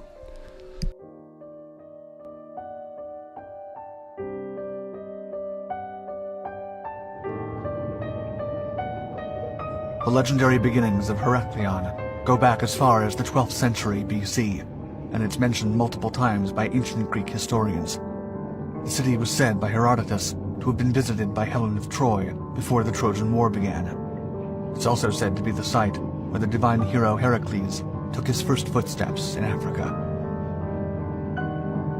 Known as Thonis by the Egyptians, Heraklion was originally built on adjoining islands in the Nile River Delta and was intersected by canals with a number of harbors and anchorages. The city was one of Egypt's main ports for international trade and the collection of taxes. Around 150 BC, several major earthquakes followed by tidal waves led to a 110 square kilometer portion of the Nile Delta collapsing under the sea, taking Heraklion with it. It's been left relatively undisturbed beneath the sea for thousands of years, with sand and other debris covering the remains of the city, and making accidental discovery very unlikely. In the early 2000s, however, a group of divers working off the Egyptian coast found a large piece of rock under the seabed and brought it up to land. It was a section of Hapi, the god of fertility, whose statue stood at the western mouth of the Nile as a gatekeeper for Heraklion. They continued searching and eventually unearthed 6 more pieces, along with other treasures, including the ruins of temples, shards of pottery, precious jewels, coins, oil lamps, processional barges, and busts. As the years have gone on, more and more artifacts continue to be found. In 2021, a team from the European Institute for Underwater Archaeology, led by French marine archaeologist Frank Godiot, uncovered new parts of the underwater city. The new discoveries included remains of a large tumulus, a Greek funerary area, along with sumptuous finery offerings that suggested, quote, spectacular ceremonies must have taken place there.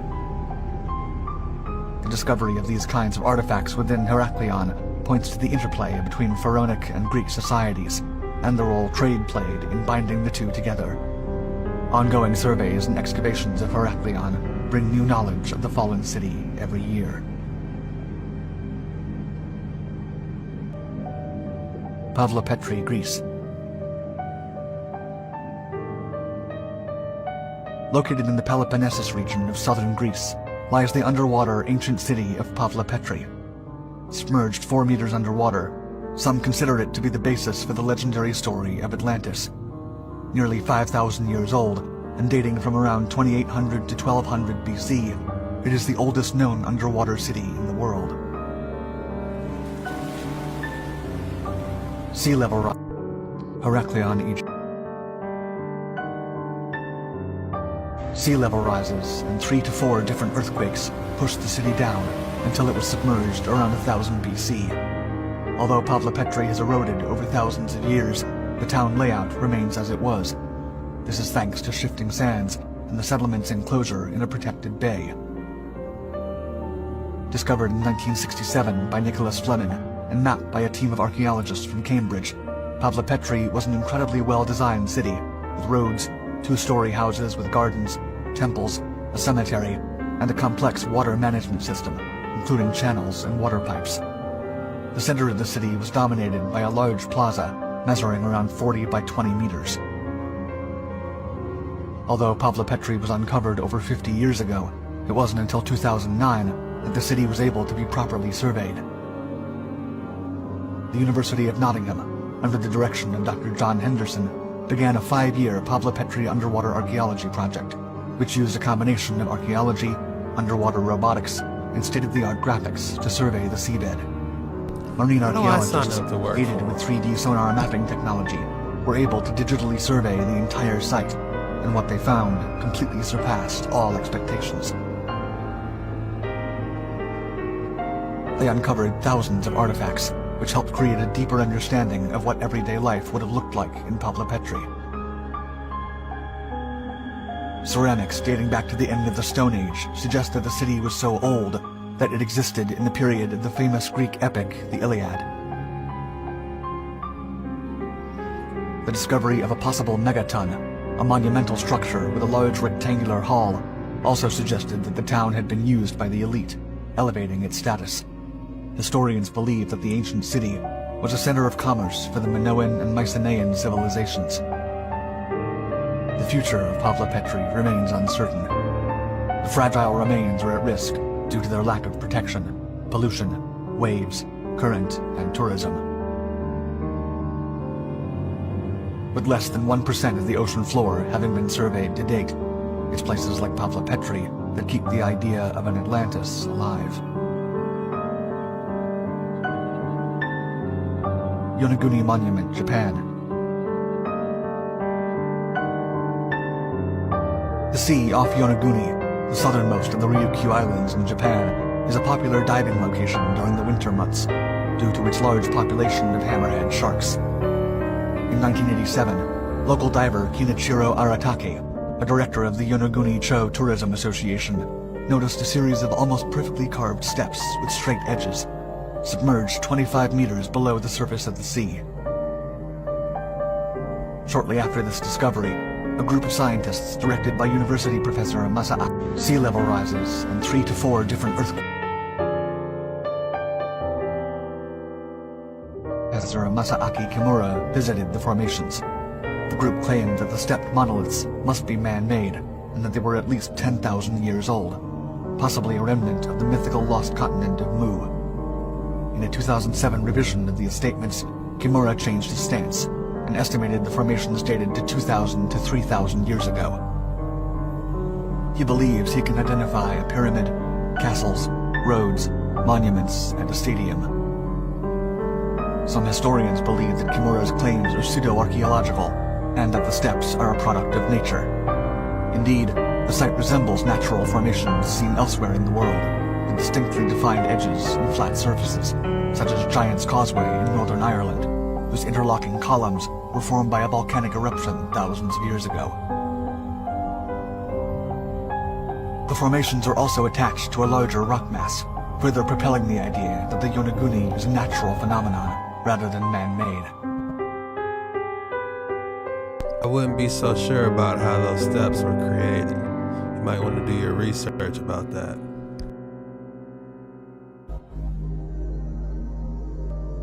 Neither the Japanese Agency for Cultural Affairs nor the government of Okinawa Prefecture recognizes the features as important cultural artifacts, and neither has carried out any research or preservation work on them. Although Yonaguni's mythical origin story may be untrue, it will likely continue to fascinate a generation of divers to come. Van Fortress, Turkey. In 2017, a group of divers discovered a lost castle in the depths of Lake Van, the largest lake in Turkey. From around 2007, the team of divers, led by underwater photographer Tahsin Seylan, explored the waters beneath Lake Van, documenting microbiolites and archaeological sites. In 2016, the team found a structure outside the harbor of Adil Savaz, a town in Turkey that has been inhabited for thousands of years. It wasn't until 2017 that the fortress was actually discovered, with its walls starting within the harbor and continuing beyond. The site of the ruins covers about 1 square kilometer, with walls as tall as 3 meters in some places, and is thought to be 3,000 years old. The spectacular ruins are believed to have been built by the Urartian civilization, an Iron Age kingdom that was centered around the lake and has other stone fortifications nearby. The castle is made primarily of cut stones, and one of the divers found a lion drawing on one of them, a popular motif among the people of Urartu. There had been reports from around the 1950s and 1960s of the existence of the structure, with one intriguing paper published in 1958 by archaeologist Charles Allen Burney and G.R.J. Lawson, discussing a medieval castle whose builders had reused blocks that had been constructed by the Urartians 3,000 years ago. More research is needed to determine exactly what the ancient remains consist of. Xicheng, China.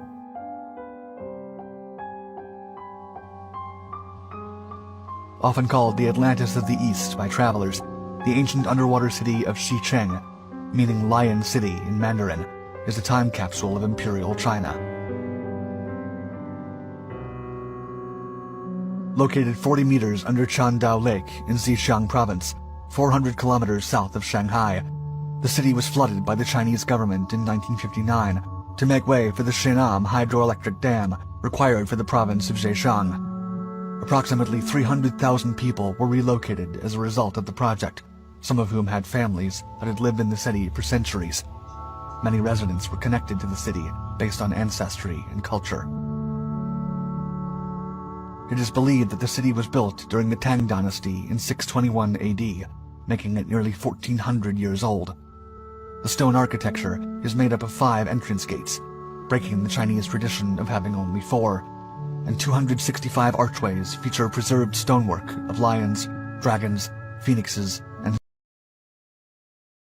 It's interesting that, that you could still see the detail of that, that they made so long ago. That might be some ancient tech. Historical inscriptions.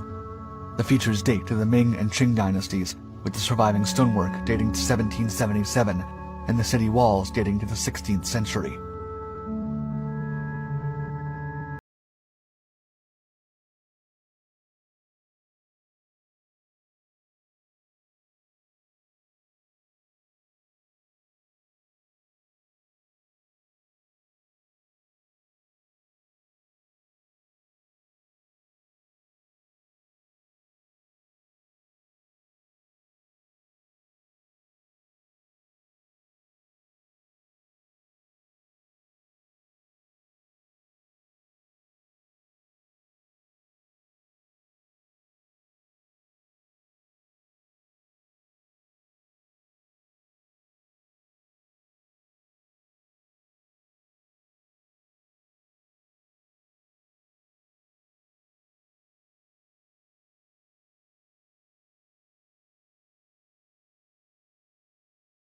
And chisel.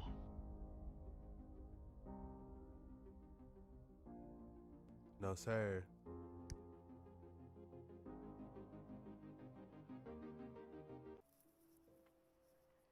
There is a pyramid on top of a mountain in Scotland, and I didn't know this existed. Look at the size of that. There is a pyramid on top of a mountain in Scotland, and I didn't know this existed. Look at the size of that bad boy.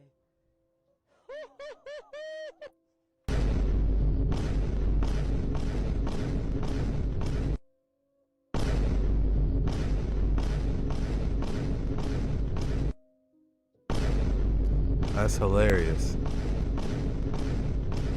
What's going on, everybody? It's your boy Jet Ski Chuck, and if you haven't already, hit that like and subscribe button because we're going Deep Space Nine on this one. So without further ado, let's jump straight into it.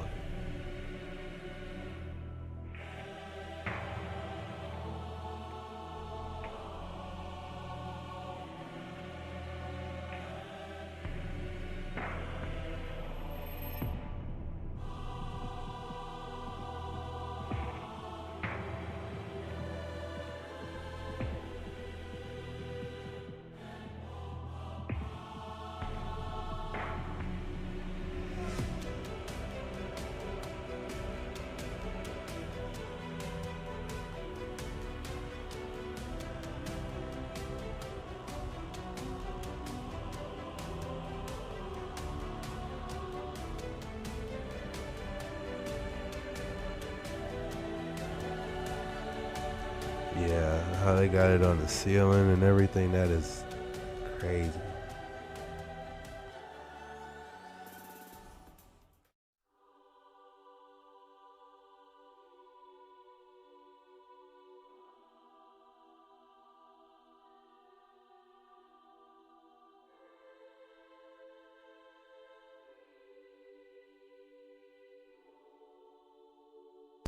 Oh, let's go back. These antennas that they're wearing, that is interesting. We got an old cell phone and a picture of them having a cell phone in their hands.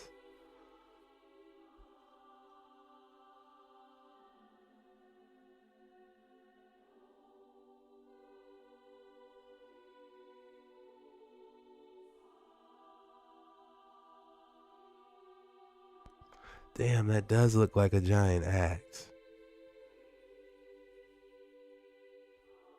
Whew, that is massive.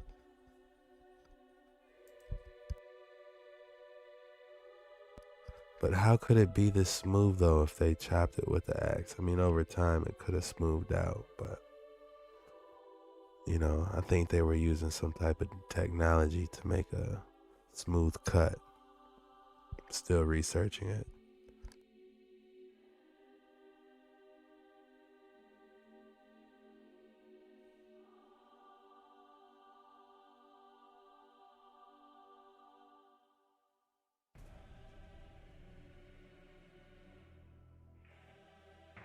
Damn, there's pyramids all over.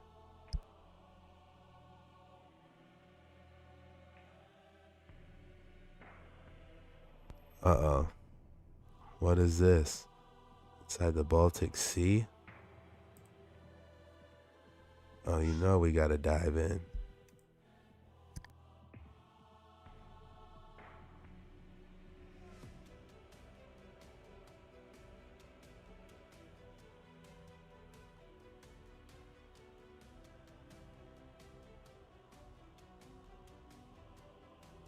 Oh, there might be a crashed UFO underwater off the coast of Sweden. It's called the Baltic Sea Anomaly, and in 2011, explorers discovered this bizarre object on the seafloor. When they returned to study it more, their equipment strangely stopped working when they got within 650 feet of it, and it would turn back on again when they backed off. It's around 200 feet wide and 26 feet tall, and it appears like it could be man-made. Its circular shape and angular patterns on it has led many to believe that it could be an alien spaceship. However, most scientists agree that it's probably just a glacial deposit. But what do you think it is? Let me know what you think in the comments. Did you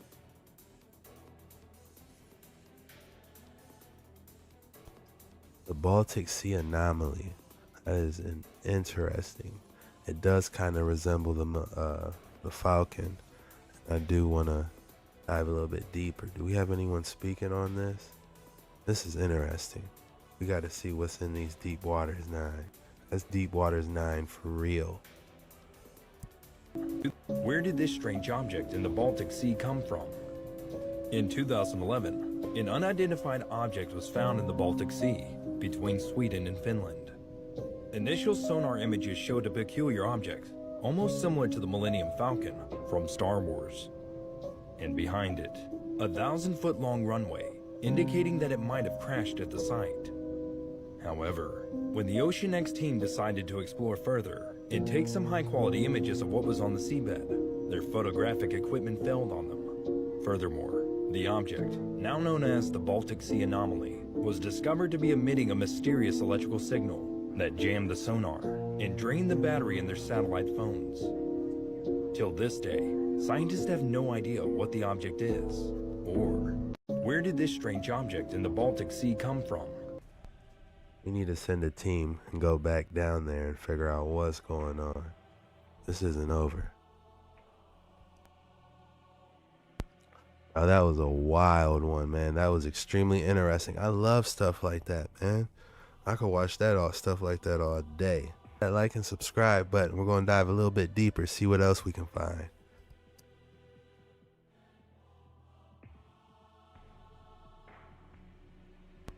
Wait, what is this? This was on the moon too?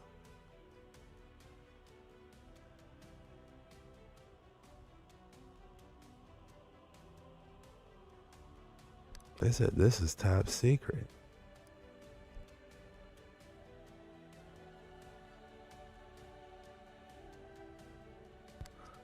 This is on the moon. What?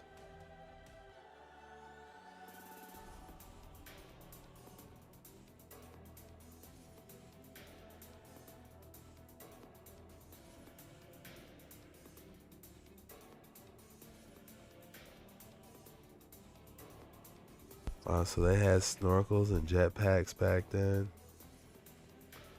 Wow.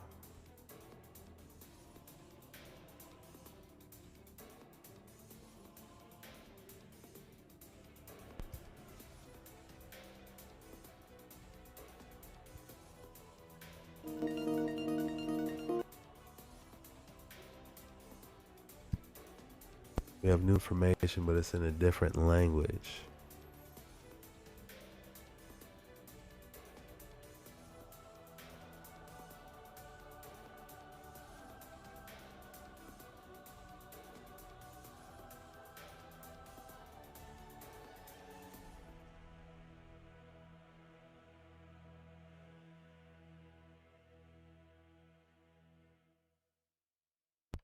Damn, did somebody find that? Is that like a gear from it?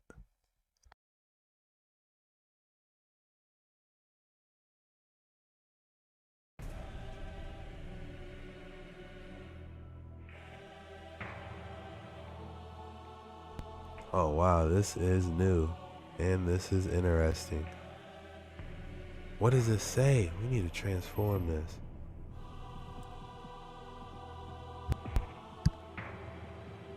Strange objects found at the bottom of the ocean, the Baltic Sea anomaly, discovered in 2012 by the Swedish-based Ocean X team in the Gulf of Bothnia. This large object has some unusual features detected by the Ocean X sonar, which resemble ramps, stairways and other structures not produced by nature, that led tabloid newspapers to suggest that perhaps the object was a sunken UFO. However, stone samples recovered at the site indicate it is made of granite and sandstone, and experts believe it is a natural geological formation. Strange objects found at the bottom of the ocean, the Baltic Sea anomaly. These two figures standing guard indicated where the entrance to the burial chamber must be. So on February 17, 1923, Carter began tearing down the wall that separated the antechamber from the mummy of the pharaoh. When the opening was large enough, Carter was able to peek through and spy a wall of gold. This later turned out to be a golden shrine. Between the shrine and the chamber walls, there was just enough room to squeeze through. When Carter opened the doors of the first shrine, there was a second shrine inside. And inside of that, a third shrine. And inside of that, yet another. But inside the doors of the fourth shrine, there lay a stone sarcophagus. Inside, they found a heavy, stunningly gilded coffin. And it turned out that it concealed two more coffins. The innermost coffin weighed about 225 pounds and was made of solid gold. It was here that the king's mummy had been laid to rest. The third chamber was the treasury, and here we're able to see what's inside. Like a silent guardian, the black jackal-headed god Anubis sits atop a gilded shrine mounted on a sledge and keeps watch over the treasury of King Tutankhamun, a duty he performed very well for over 3,000 years. He is the mysterious protector god and keeps watch over the body of the deceased and keeps them from coming to any harm. Behind the god Anubis is a bust of the heavenly cow. To the left lay several magnificent chests of ebony decorated with gold and ivory. These concealed precious jewelry. Behind me, Carter discovered a whole fleet of model ships stacked on these black chests. These were special sun and moon barges for the journey across the sky, and also boats for traversing the Nile. These little black shrines contained gilded deities and royal figures. But the chamber also contained hundreds of everyday objects that would serve the young pharaoh well in the afterlife. Clothing, small pieces of furniture, musical instruments, board games, tools, weapons, and even cosmetics. But for Howard Carter, the man who discovered the tomb, one of the finest pieces of all was the gilded canopic shrine of the king. 4 graceful goddesses protected. And here we're able to see what's inside. This beautiful chest of alabaster. When Carter lifted off the lid, he found this. 4 beautifully crafted king's heads, each made of alabaster. Inside the heads, below the heads, he found this. These miniature coffins, each of which contained the embalmed organs of the king. The liver, the lungs, the stomach, and intestines, which he would also need for his continued existence in the afterlife.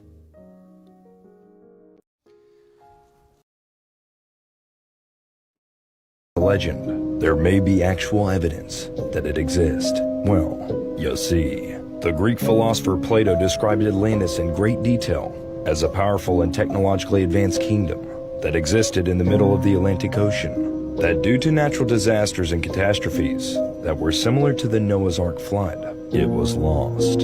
Furthermore, numerous archaeologist discoveries in ancient text have pointed at this same existence of Atlantis. Even though Plato's description matches the Rishat structure, many people still ask the question, did Atlantis actually exist? The legend of Atlantis has... Was Atlantis real? Believe it or not, but that funny little structure in the Sahara Desert, also known as the Eye of the Sahara, has a very strong claim to be in Atlantis. Now there's a lot of interesting coincidences, but for this video I'm just going to go over the geological evidence. The Greek philosopher Plato was the first to mention Atlantis, and he famously described it as a large city made up of concentric circles alternating between land and water. It was situated at the base of a mountain range with an opening to the sea at the south. Here's an illustration of what this would have looked like. And now here's a reconstruction of what it would have looked like. As you can see, it bears a very uncanny resemblance. You can clearly see the mountain range to the north and the opening to the sea at the south, where there's clear evidence of water flow. But what do you think? Was this actually Atlantis?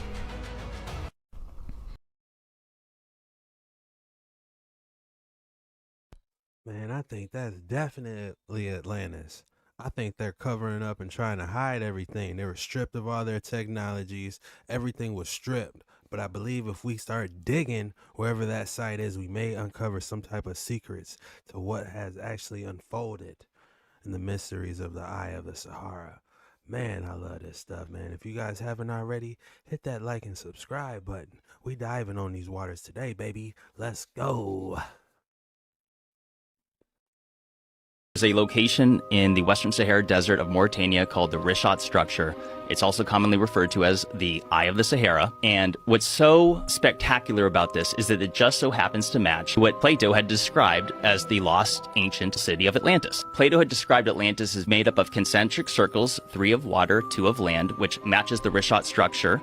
It also is said to have an opening to the sea at the south, and if you look at it from satellite imagery, you can clearly see that water had ran through it. And what people don't realize is that Sahara Africa, up until about 4,500 to 5,000 years ago, was totally green. It was tropical. It had one of the largest networks of rivers ever known to exist. It was said to have mountains to the north, and you just so happen to have mountains called the Atlas mountain chain, but it goes further than that. It turns out that the Sahara Desert is one of the least studied places on Earth. There's so much that points to that possibly being Atlantis. There's a location in the Western Sahara Desert of Mauritania called the Rishat structure.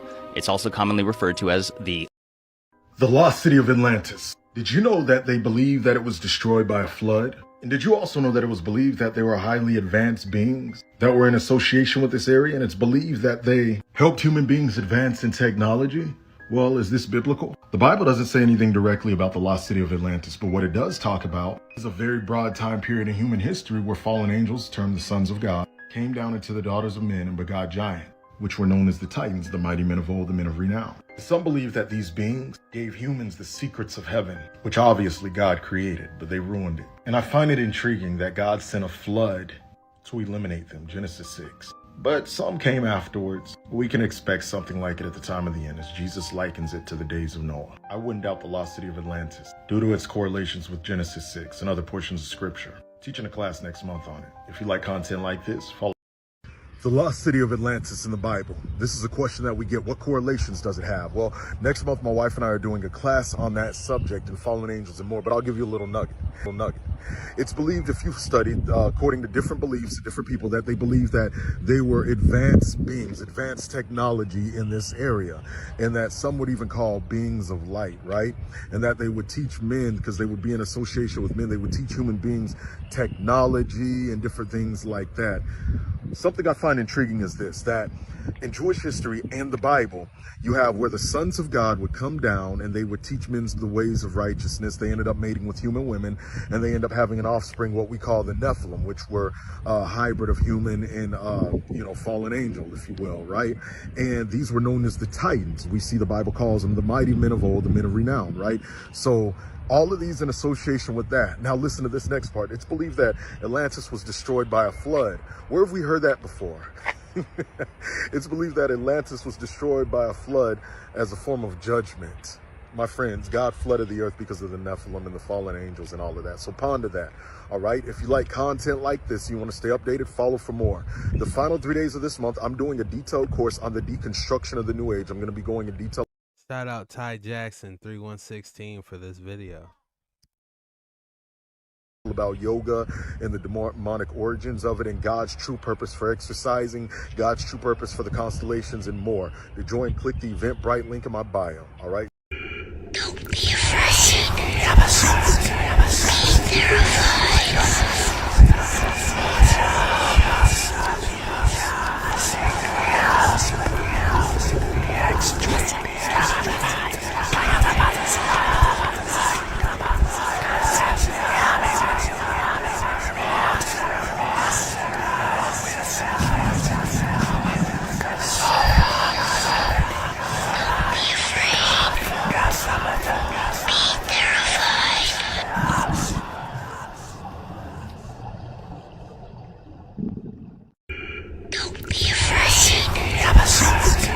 The last of Atlantis.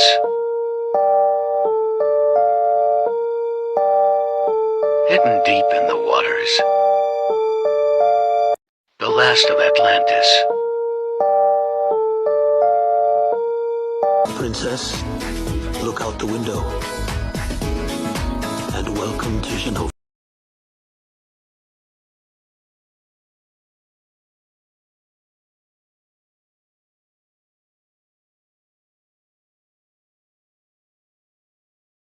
Hey, was she in a submarine?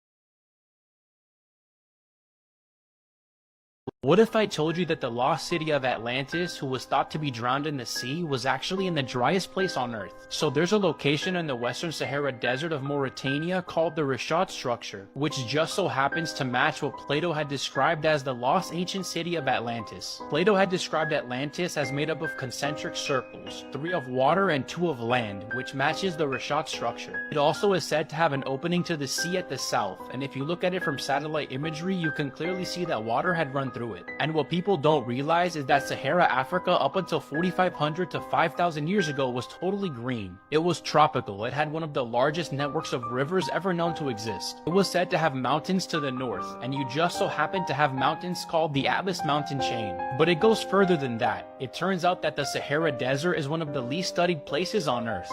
What if I told you that the lost city of Atlantis, who was thought to be drowned in the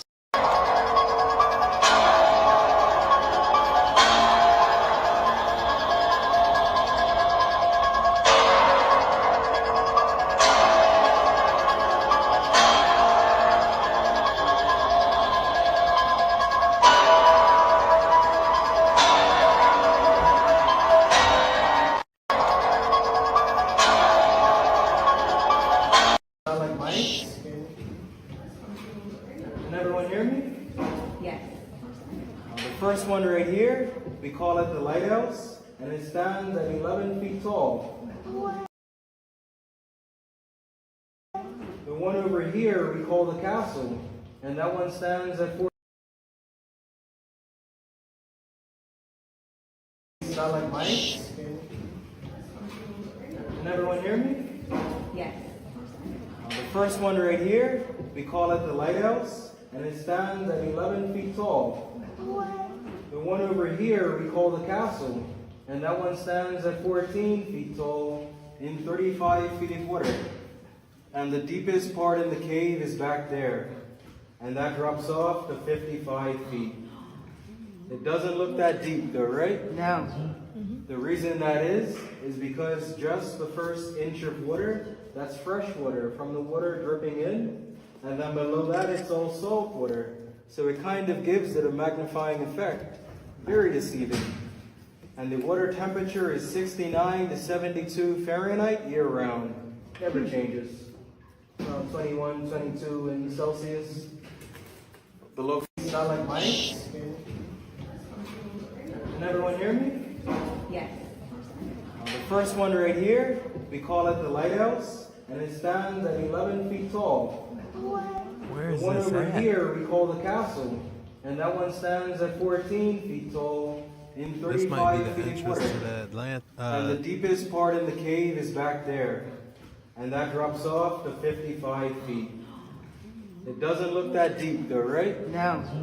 The reason that is because just the first inch of water, that's fresh water from the water dripping in, and then below that it's all salt water. So it kind of gives it a magnifying effect. Very deceiving. And the water temperature is 69 to 72 Fahrenheit year round. Never changes. This must be the entrance to Atlanta. 21, 22 in Celsius. Below not like mine. Can everyone hear me? Yes. The first one right here, we call it the lighthouse, and it stands at 11 feet tall. The one over here we call the castle, and that one stands at 14 feet tall.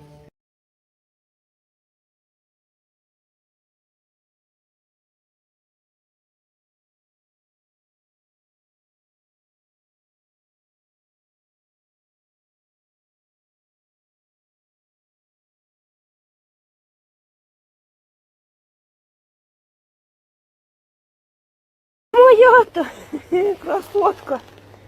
Пес, вставай. Пес. Ты моя-то красотка.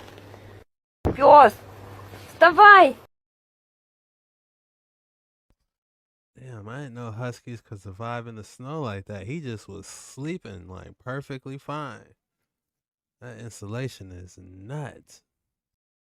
I gotta tell you about one of the weirdest and most dangerous places on or in Earth. This is what is sometimes called the Giant Crystal Cave, for obvious reasons. It's really like, you look at it and it feels like this is the size of a normal crystal that you could hold in your hand, and you see a human. And this cave was not naturally available for people to see. It's part of a mine, and it was drilled into in the year 2000, and suddenly people were like, oh my God, we found a wild and amazing place. It was full of water then, but it's been emptied out as the mining has gone on around here. They're mining for other stuff.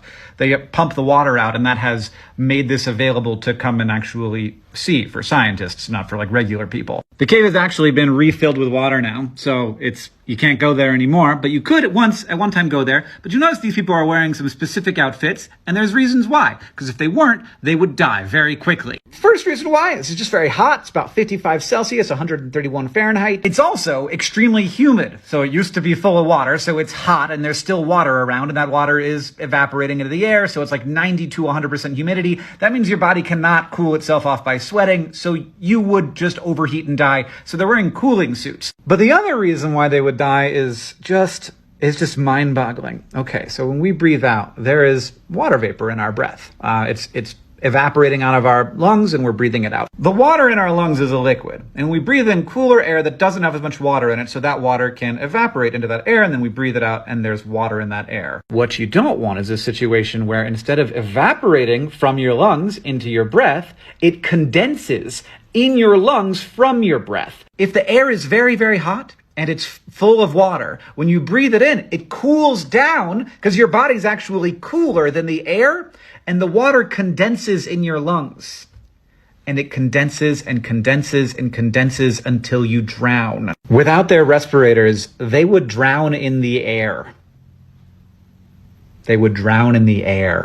I gotta tell you about one of the weirdest and most dangerous places on or in Earth. This is the oldest tourist attraction in Colorado. Glenwood Hot Springs is open year-round, offering visitors a chance to relax in their healing waters. The reason the natives call this big medicine is because there's over 15 minerals found in this water. If you didn't know, a hot spring is a naturally occurring spring of water that is warmed by the heat within the earth. This is such a fun activity, so make sure to add it to your Colorado guide. This is the oldest tourist attraction. Have you guys ever been to a hot springs? I always wanted to go to a hot spring. And then I heard that they have healing properties. I wonder how hot do they actually get though?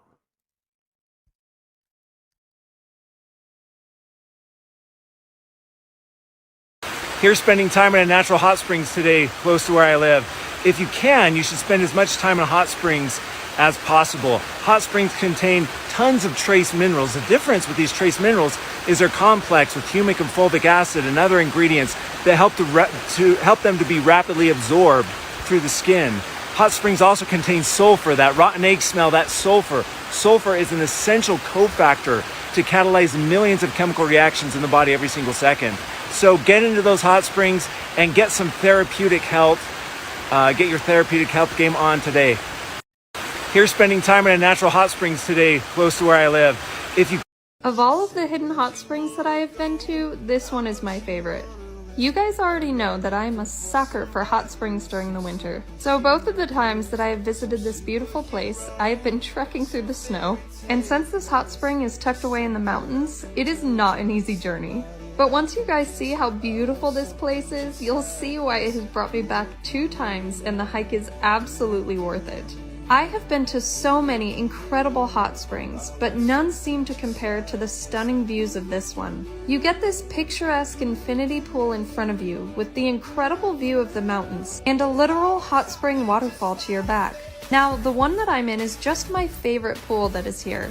But actually, since this hot spring sits on the side of the mountain, there are tons of hot spring pools to choose from. This natural wonder is found out in the Idaho mountains and is truly precious, so remember to go beyond Leave No Trace and leave this place even better than you found it. Have fun! Of all of the hidden hot springs that I have been to, this one is my favorite. That's just a stupid boulder! It's not just a boulder! It's a crystal. Nothing more. That's just a...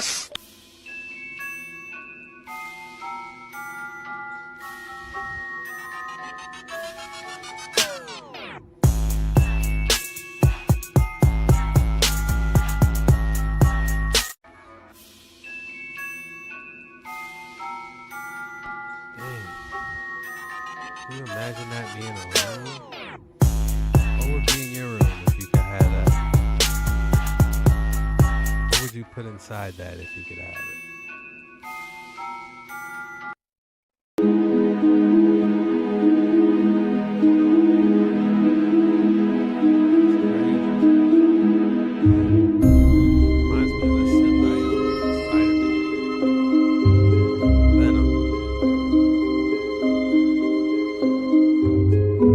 Sin duda tiene una mirada bastante aterradora y el hombre dijo: Dang, that cat looking crazy.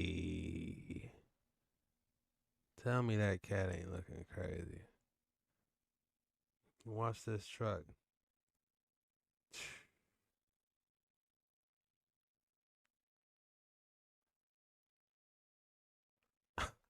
What is this? Oh my lord.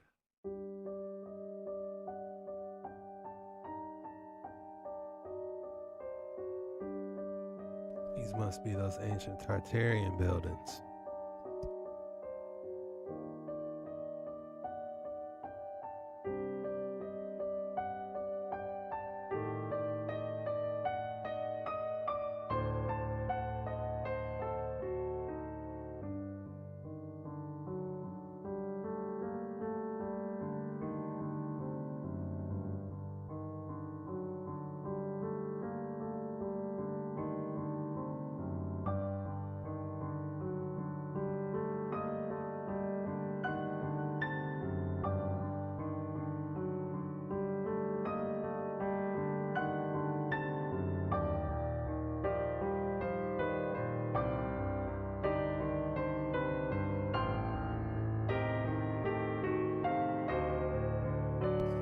They even had the young wheels.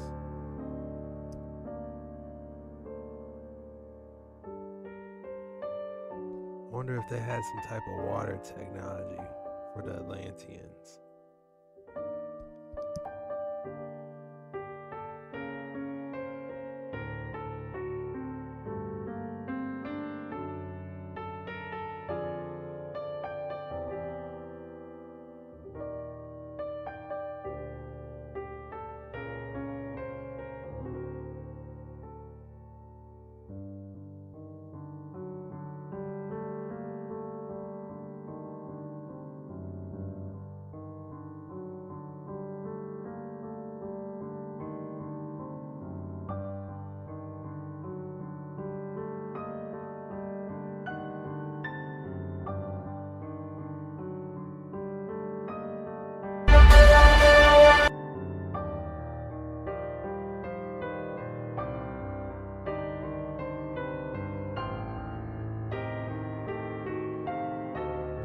These are definitely old Tartarian structures, without a doubt.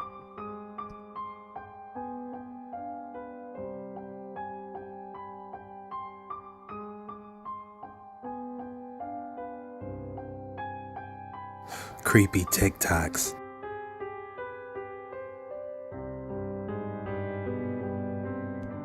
Wow.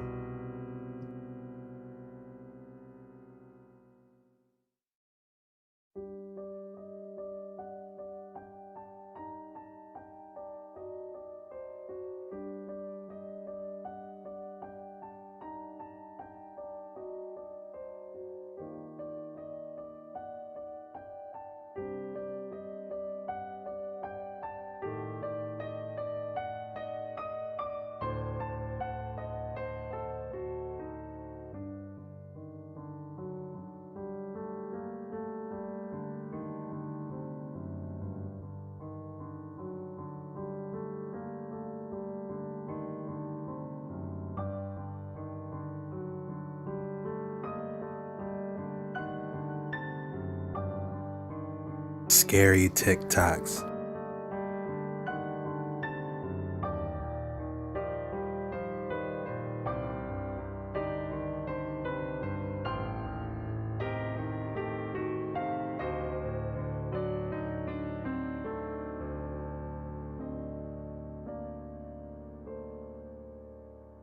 Wow, check that out in the background.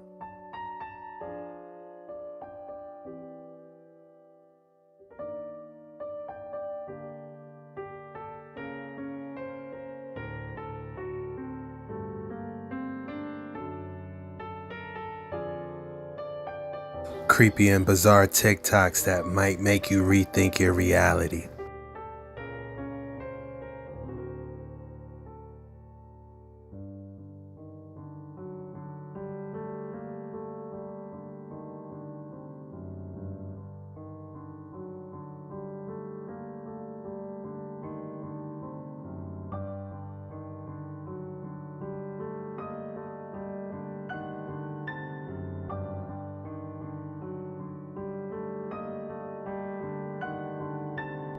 Those are all the ions reacting to the sun.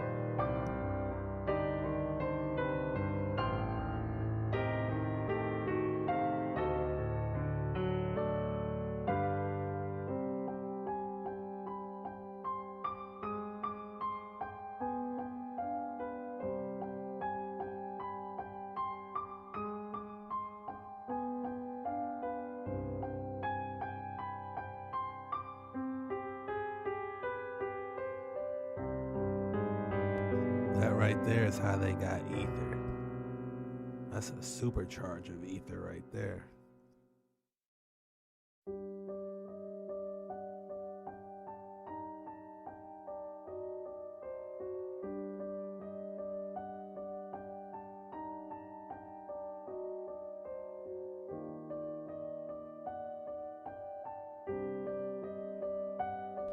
What do you guys think about those old structures? Aren't they absolutely fascinating? I feel like that is a bucket list, a must-see bucket list.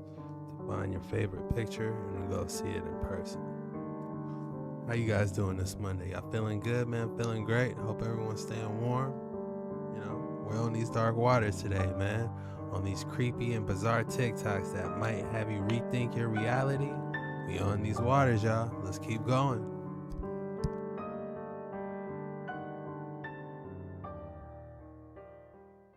TikTok, ancient pyramids and cities found underwater outside of Cuba. Check this out.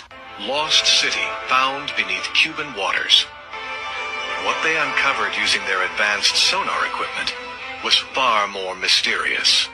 When they used the sonar on the seabed, what they found was not sunken gold. They found incredible architectural monuments down there. What they saw on these side-scan sonar readings were pyramid-like buildings, long roads, all kinds of clearly megalithic stone architecture. There were sphinxes down there, that there were bizarre inscriptions on the stones.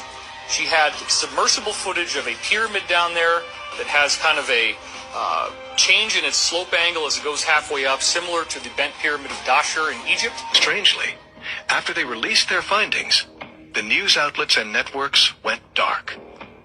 What might they have stumbled upon?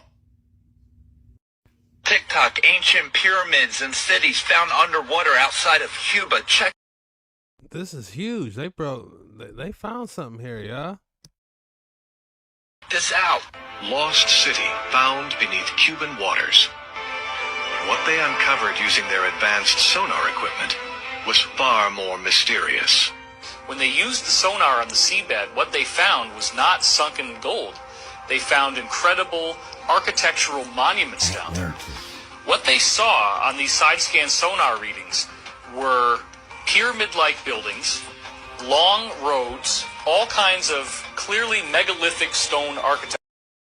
Where was this at exactly? I was trying to catch where they said it was. There were sphinxes down there, that there were bizarre inscriptions on the stones. She had submersible footage of a pyramid down there that has kind of a change in its slope angle as it goes halfway up, similar to the bent pyramid of Dashur in Egypt. Strangely, after they released their findings, the news outlets and networks went dark. What might they have stumbled upon?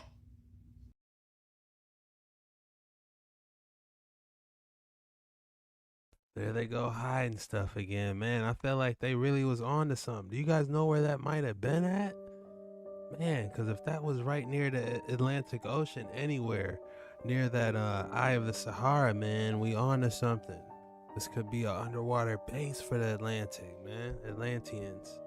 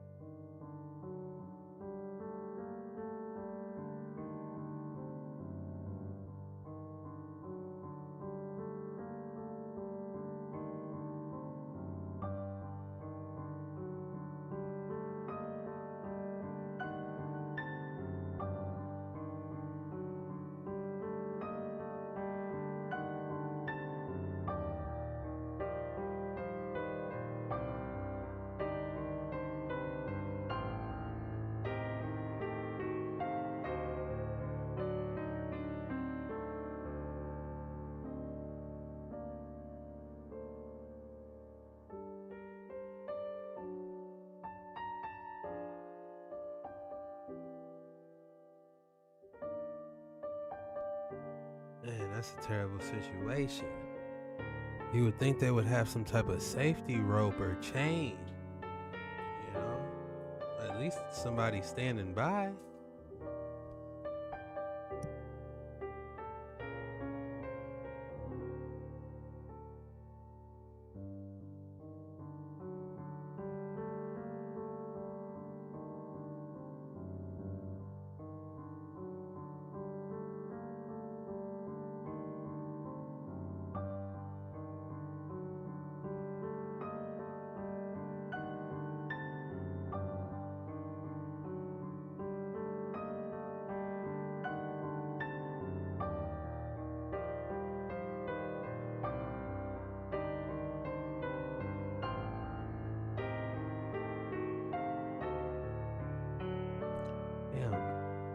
I thought it was one big ship.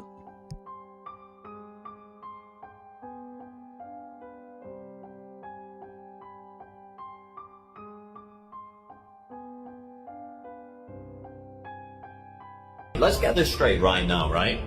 Why has nobody told me that this thing right here is real? Explain that to me. Explain that to me. And it doesn't stop there. No, here's another one. Look at that. Clearly a woman. Clearly a woman. Don't even know. How is that thing? Explain that. It's not a natural form. And then, here's another one. Just a guy. Dude, sat there. Little penguin for you. Then a little bird kissing another bigger bird. Some sort of goat. Not quite sure. Defo a snake. Defo a snake. Right, let's get this straight right now, right? Why has nobody told me that this thing right here is real? Explain that to me. Explain that to me. And it doesn't stop there. No, here's another one. Look at that. Clearly a woman. Clearly a woman. Don't even know. How is that thing? Explain that. It's not a natural form. And then, here's another one. Just a guy, just a dude, sat there. Little penguin for you. Then a little bird, kissing another bigger bird. Some sort of goat. Not quite sure. Defo a snake. Defo a snake. There's two snakes on top of each other. Then I've no idea what that is, but if they're not teeth, I don't know what are. Defo a little dinosaur. And then a hand. What is going on, people? I mean, check this out, right? Just look at this for a second, and you tell me what this could be.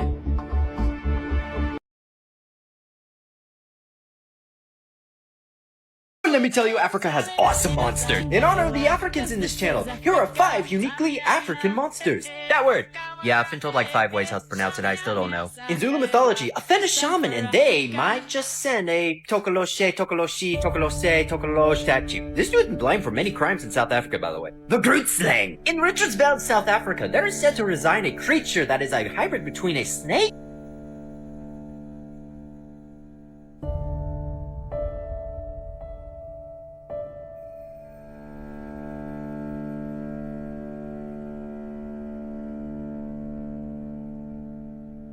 Wow, real Tasmanian. Hey, be sure to hit that like and subscribe button if you made it this far.